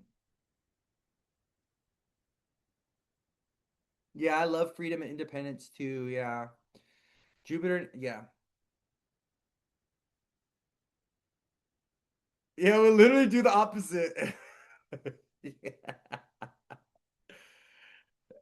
Aquarius stellium here. LOL, it's always been the rebel. Yeah. Facts. Tell a Sag placement what to do. We will literally do the opposite. Like, Yeah. I think that, and it's because I've been on this thing of like, what do signs have in common, you know?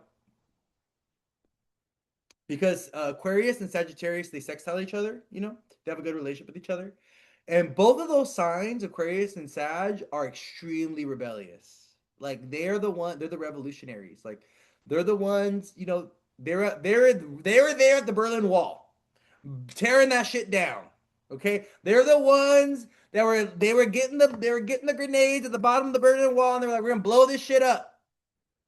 Sag, Aquarius. That's what they have in common. Both of those signs can be very rebellious, and they can be very opinionated in what they believe, and they can be very like, "This is what we're gonna do," and very aggressive.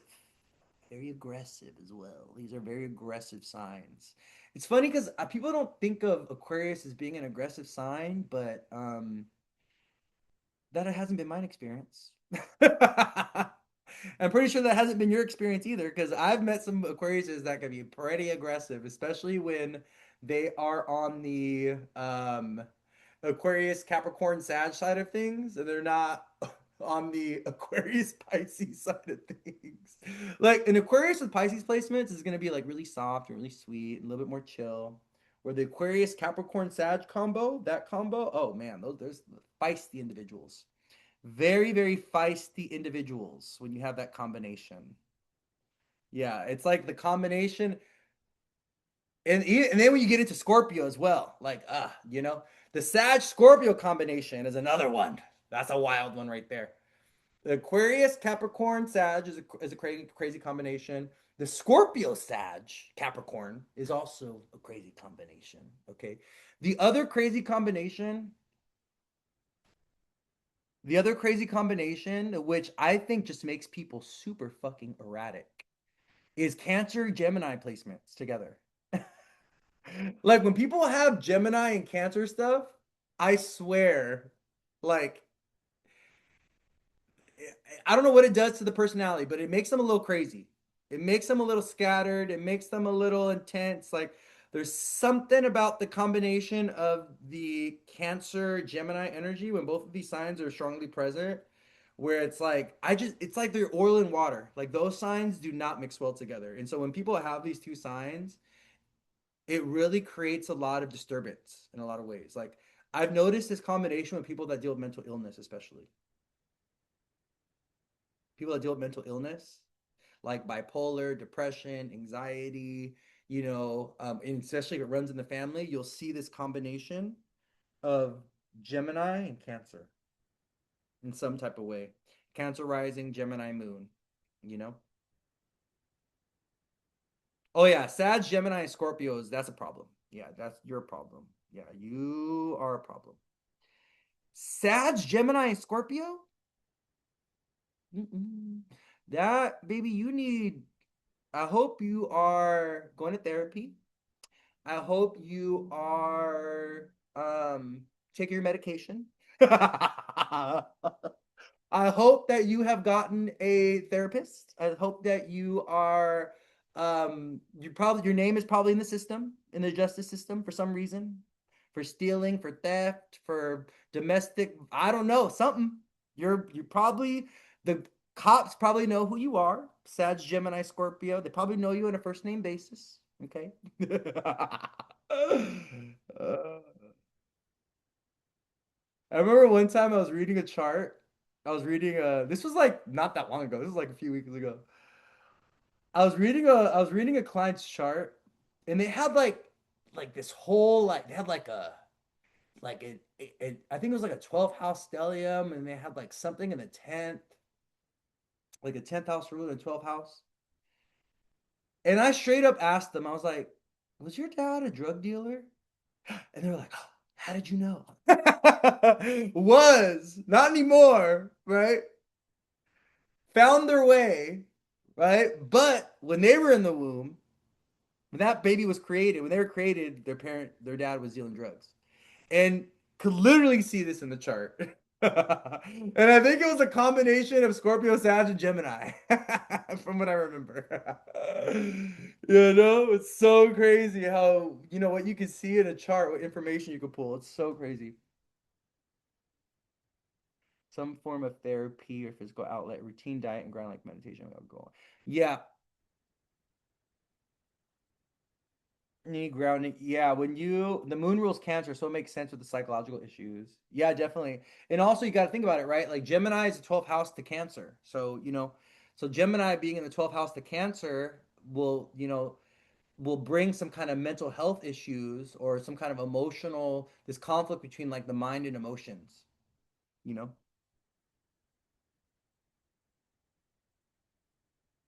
Yeah, people that don't have earth placements. Yeah. Like, yeah. Also diet. I think people that don't have earth placements, they need to like really work on their diet for stability and groundedness.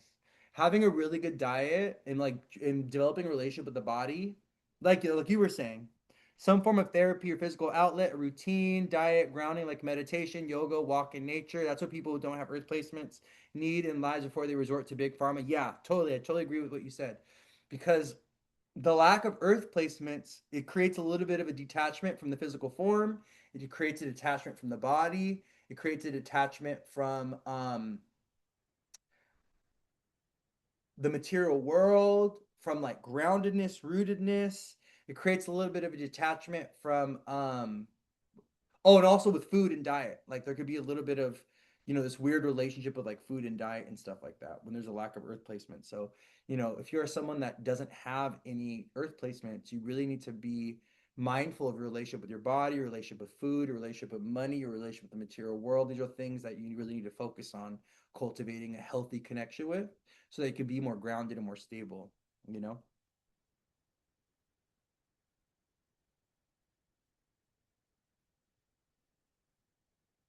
Yeah, our gut is the second brain. Yep. Well, actually, the gut is the first brain. Anybody know why the gut is the first brain? And then this brain is the second brain? The gut is the first brain. Why is this?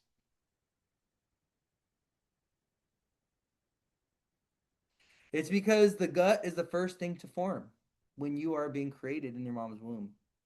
So the first thing that forms out of the egg is the intestine. And around the intestine, the rest of the human body takes shape and takes form, actually. So the first thing that actually forms when we're in the womb is our intestinal tract, is our digestive tract. That's why the gut technically is the first brain, because it's the first one that's created. It's the one that comes first when we're growing in the womb. I don't know why I know that, but I think that's a truth. Let's see. Let's see if I'm right about that.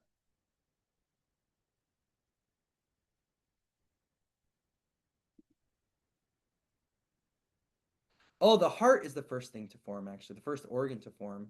But I think the intestines, right?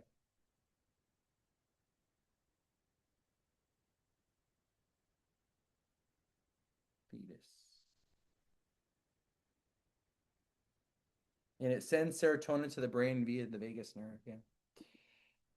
Look at all of us in here, just doctors, just medical professionals.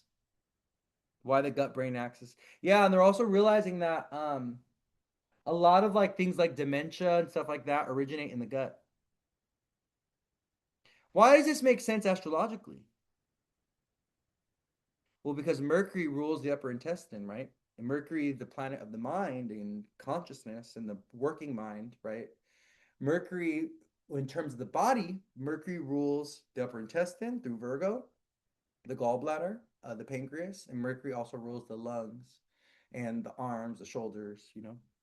So it makes sense that part of our nervous system, but also our working brain, is in the gut.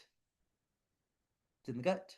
Mercury, because Mercury rules the gut, partially, the upper intestine. The lower intestine is ruled by Scorpio and Mars, but the upper intestine is ruled by Mercury and Virgo.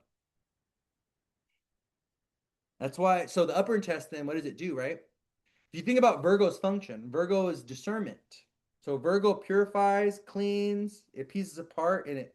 So what the upper intestine does is it discerns the food, and then it breaks it down. And it's what it does. It sends nutrients to different parts of the body of whatever is going to be needed, and then whatever is not needed, it gets passed into the lower intestine to the colon, where the whatever residual nutrients or whatever get absorbed, the water gets reabsorbed, and then forms into your poop, and then you let it out, right? So the upper intestine being ruled by Virgo and Mercury makes a lot of sense because It's its job, right? The upper intestine's job, Virgo, Mercury, is to send out the resources to the other parts of the body to discern what is good and what is bad for the body as well, right? So, what is good for the body? So, Virgo, discernment.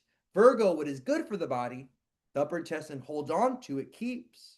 What is bad for the body, what is toxic and unhealthy, it sends to the colon, Scorpio, toxicity, colon, as excrement to get released, right?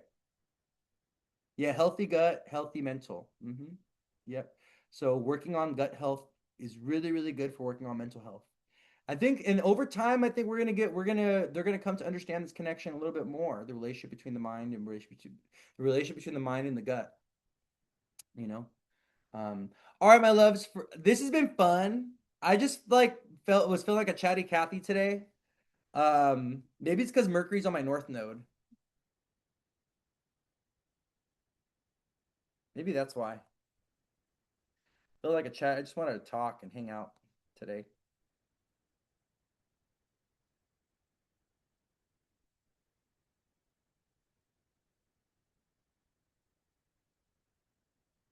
Oh, no, no, no, no, no. It's the moon on my rising. Mars is on my north node. All right, my loves. You're welcome. It's a pleasure hanging out with you guys as always every Monday. Thank you for being here. Love you all so much. Be safe this week. Be safe this week. Do your best to avoid arguments and fights. Choose your battles wisely. If someone needs to have it though, make sure you give it to them, okay? But yeah, you guys, happy new moon. And I do have some availability in my calendar this week. So I think my next week is fully booked, but I do have some availability this week. So if you are interested in getting a reading with me, just let me know. Also, the other thing is I know last week I was talking about like doing a sale uh for like first time clients or like something like this. I'll let you guys know about that. I may make that a thing this week. Um, I may do some discounted readings, okay? For folks this week and next week. So I might do like or it might be like for the rest of Aries season. I don't know. We'll see. But look out for my stories for that, okay? Especially for those of you that maybe even wanting to get a reading, but um, you know, money is tight or something like that. So just be on the lookout for that, okay?